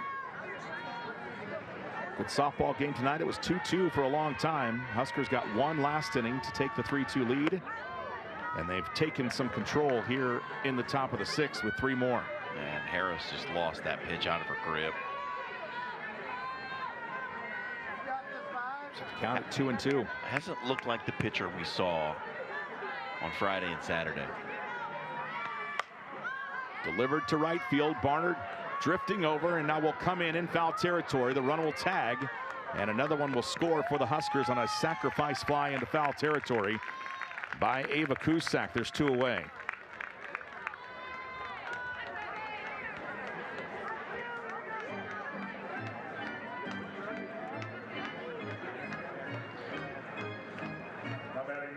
I don't know if Barnard maybe drops that ball, you prevent the run from coming in, perhaps. Trust your pitcher, but I mean, Harris has given up some hits already. Could the damage be even worse? I don't know. It's a question to be asked for sure, but either way, Nebraska gets the run in to make it 7-2. The 1-0, as the batter now is Jessie Farrell, the catcher. Turned an ankle last inning, throwing on a strikeout down to first base, but looks no worse for the wear. As the junior bats 5th tonight in the NU lineup. She is 0 for 2. Ground ball, look at that bounce right into the glove of Harris. So there's your answer. You catch the ball and you're out of it. But NU, the Huskers, 4th in the nation. They get 4 in a crooked inning, top of the 6th, including this one just out of the reach of Ella Dalton. As Creighton trails 7-2 into the bottom of the 6th.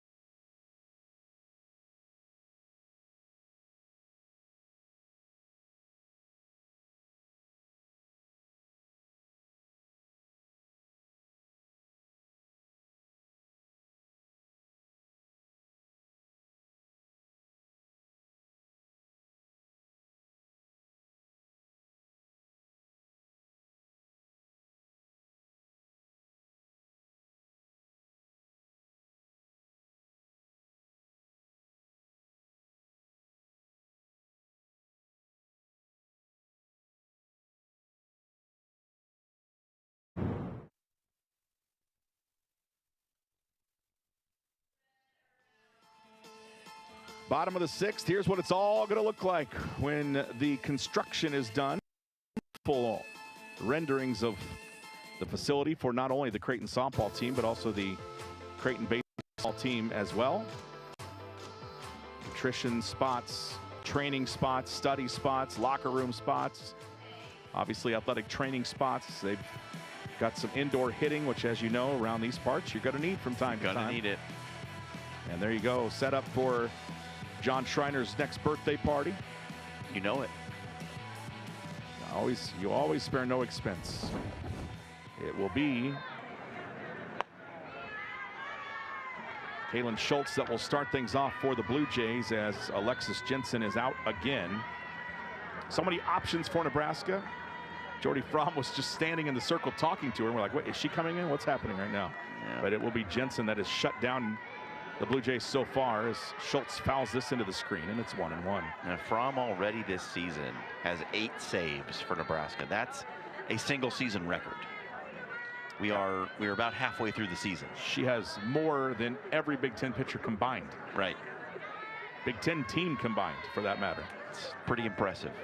The 1-1 to Schultz as Jensen comes set. The delivery by the lefty, swing. Whether she wanted to or not, she went around. Kaylin Schultz did, as the ball was just out of the zone low, and it's 1-2. I mean, she goes from 68 to 52. I mean, it is all over the place. And it spins. Greg Maddox would be proud. That ball popped up toward the second baseman, Kamenzen, and she makes the catch before hitting a turf monster and tumbling to her backside. She will take the opportunity to tighten her shoelaces. No worse for the wear again, so. Just a little bit of pride, that's all that was injured on that. Here's the thing, that turf is spongy, so you're not, it's not like you're falling on hard grass or even the old AstroTurf where you basically were on concrete.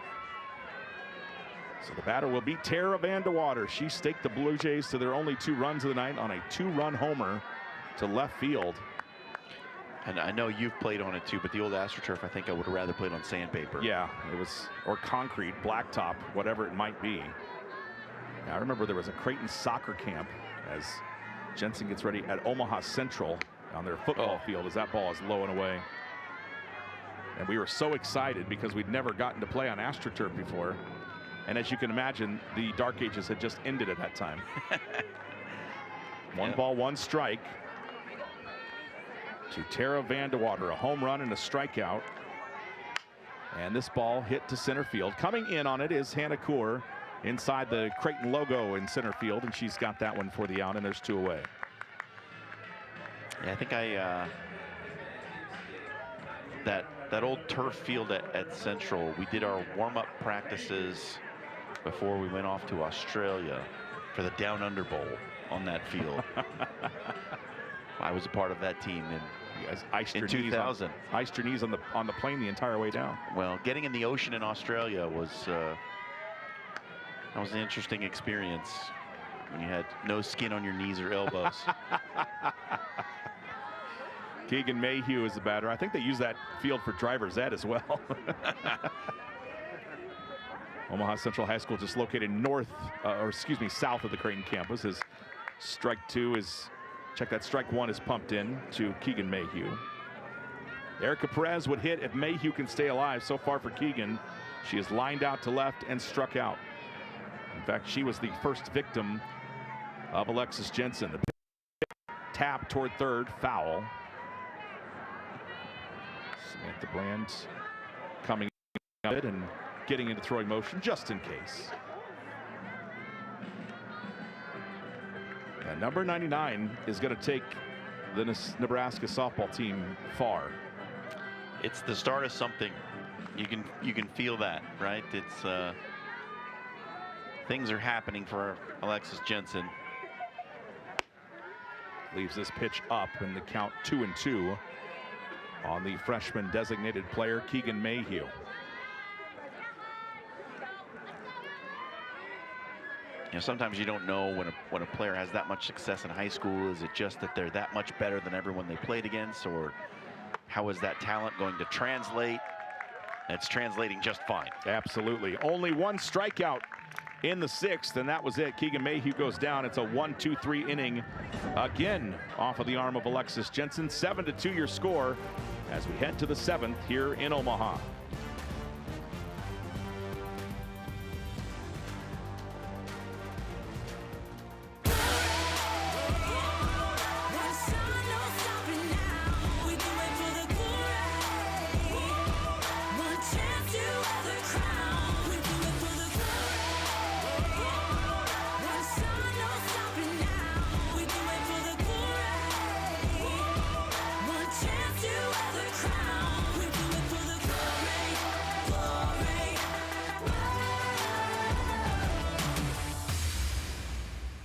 Adulting? Overrated. Financial freedom? Now that's the move. Meet Alumnify, banking built for real life. No jargon, no hassle, just smart money moves made simple. Want to save more, spend smarter, build wealth? We've got your back. With 0 hidden fees and game-changing savings rates, this is banking that fits your life. Alumnify. Let's go.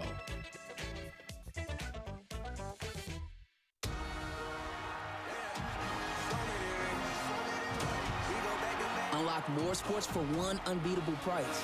Get unrivaled coverage all year long. Introducing the new ESPN Fox One bundle.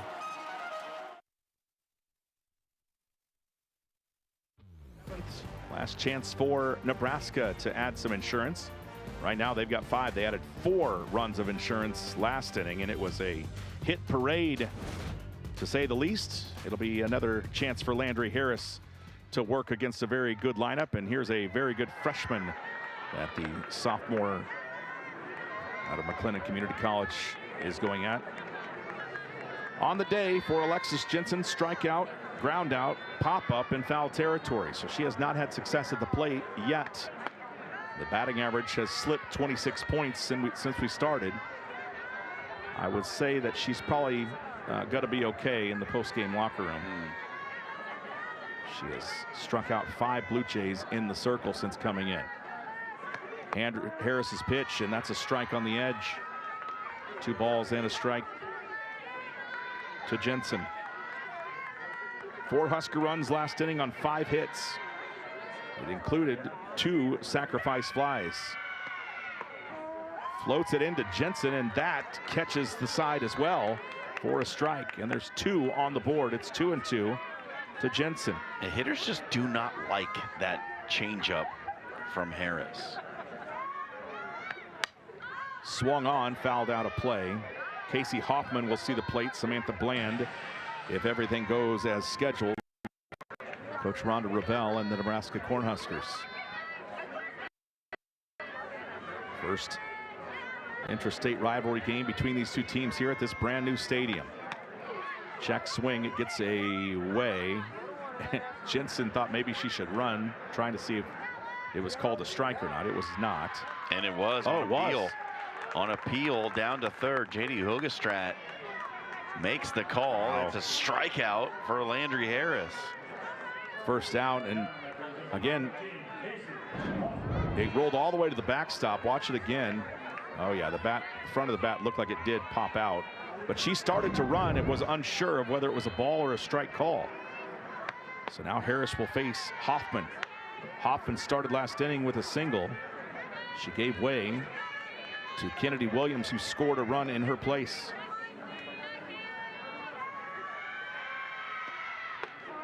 Floats it in again at 49 miles an hour for a strike. I have not seen anyone swing at one of those yet. It is just, it baffles the hitter. Harris set. Hoffman in the left-handed batter's box fouls it down the line. Forces a couple of quick steps from, I believe, the newest member of the Nebraska coaching staff. I believe that's Olivia Farrell that stands down there. Former player for Coach Ravel and crew. And that ball is hit real deep, and it is real far gone. Out of the stadium, the first that we've seen toward right field get out over the net. And Casey Hoffman adds to the lead. It's 8-2 Nebraska. That was hit a metric ton. 246 feet is a heck of a long way to hit a softball. That's out of every ballpark in America. Hoffman with an absolute tattoo job. Left the yard at 76 miles an hour. Only her third home run of the season, and you would think by that swing that she's not a player, she just crushes a lot. Wow, what a shot. That was a mammoth hit. So her second run of the game, second hit, and it's 8-2. Nebraska leads by 6. Same score as last year's affair. Samantha Bland is the batter. Bland is 1 for 3. She singled and scored last inning. Again, hers was the infield bunt single that Lily West was hoping would go foul, and it just died. That ball is into right center, and a base hit for Bland. Will roll toward the glove of Avery Barnard. She scoops it up and will throw it in. But a one-out single for Bland after the solo shot by Hoffman. Harris tried to spin that one back over the inside. Bland read it all the way. Just dumped it out into right field. Now you see the curve of the ball still going towards Barnard as it was sliced out into right field. The batter is Lauren Kamenson. And nobody working in the Creighton pen. It looks like this is Harris's inning to finish. Kamenson 2 for 3. Drove in a run with a double, scored after that last inning. Thought about swinging. It's called for a strike, and it's 1-1. And again, if Harris can be a little bit more consistent, like the changes right from fastball to changeup. And the throw down, safe is the call on Samantha Bland's stolen base. Third stolen base of the season for Bland. And again, the Huskers just don't steal much. Nope, don't need to. Knock the ball around the yard the way they do. You don't have to manufacture too much. And the left foot of Bland getting in there right before the tag. That ball hit deep. Not deep enough, though, as Dalton will come back in. And the Huskers will not tag up, and there's 2 away.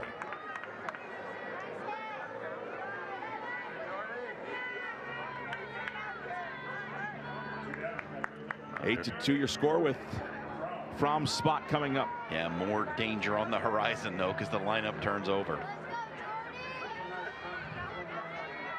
Carly Muehlbach has got the catcher's gear on. She must be the bullpen catcher. Right next to the stairs. First pitch to Fromm is for a strike. Jody Fromm 2 for 3. The pop-up in the second, the only out. She did drive in a run on a sacrifice fly in the 6th. Other than that, 2 singles, 2 runs.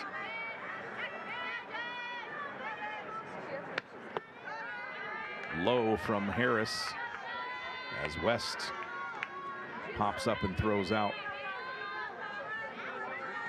There's that line.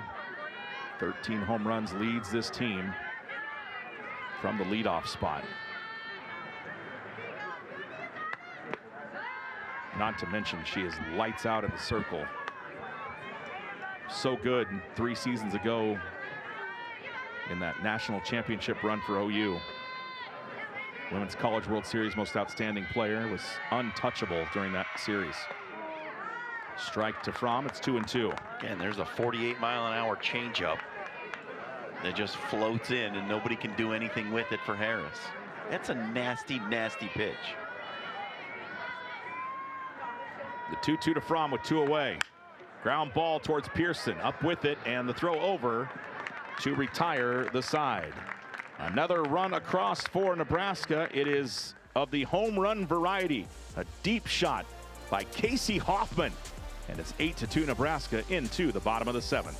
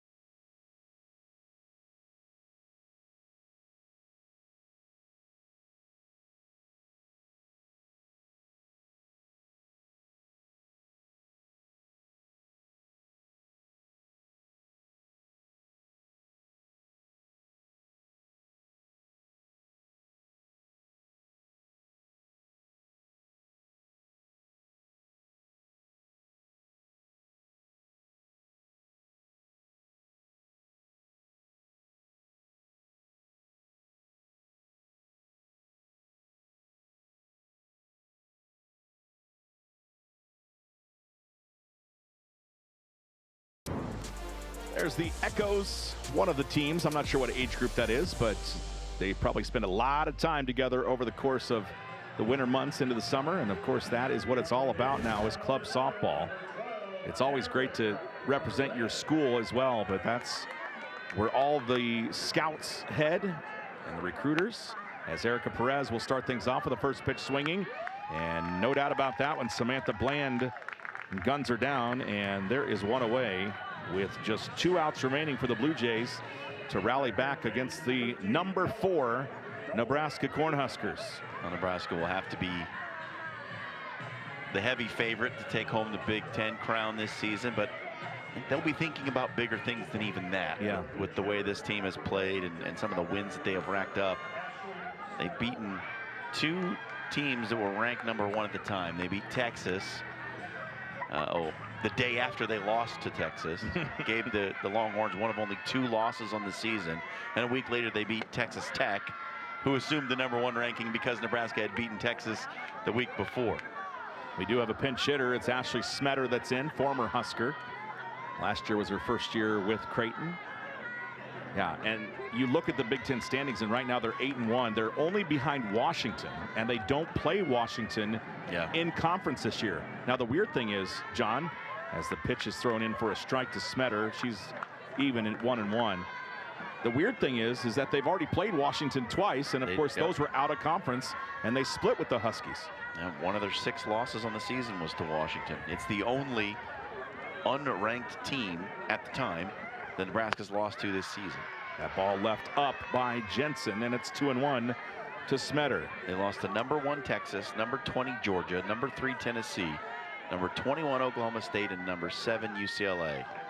Washington is the other.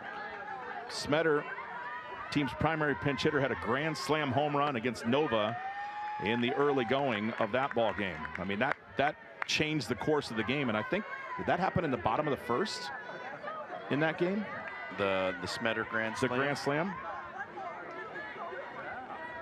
It was, I believe, in the bottom of the first, and that game was turned on its head quickly. The swing and the miss and the throw down to first, and there is another strikeout as the former Husker Ashley Smetter strikes out, pinch hitting for Ella Dalton.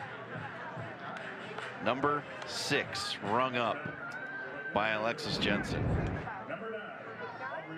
And it's not like she's been out there for a whole lot of time. Yeah, just her 4th inning of work right now, 3 2/3 so far. So here you go, another chance for a Blue Jay pinch hitter. This is Aubriella Martinez, the freshman that will step in. Martinez check swing. We have not seen her, I don't believe, at home unless you saw her. I have not seen her. She has not played. Aubriella Martinez, just 2 games this season. As you see, still looking for her first hit. Go get it against Alexis Jensen, Aubriella. That's trial by fire. Absolutely. And the good thing about this game is that this kind of gets the Jays ready, because you're not going to see much tougher than Alexis Jensen this season. You're not going to see much tougher than Nebraska, and certainly not on the schedule from here on in. The 2-0.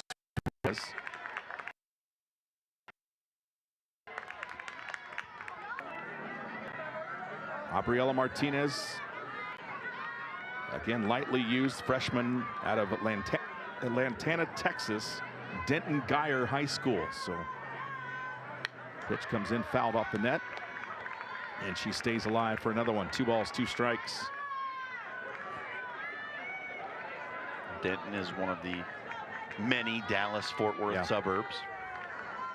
Yeah, north. I thought I was going to dine and dash one night at a Denny's in Denton. Wow, that's a lot of D's. It is. Thank goodness they took my American Express. Here's the pitch.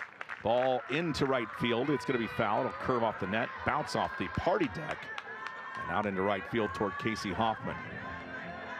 Encouragement from the Creighton dugout for the freshman hitter.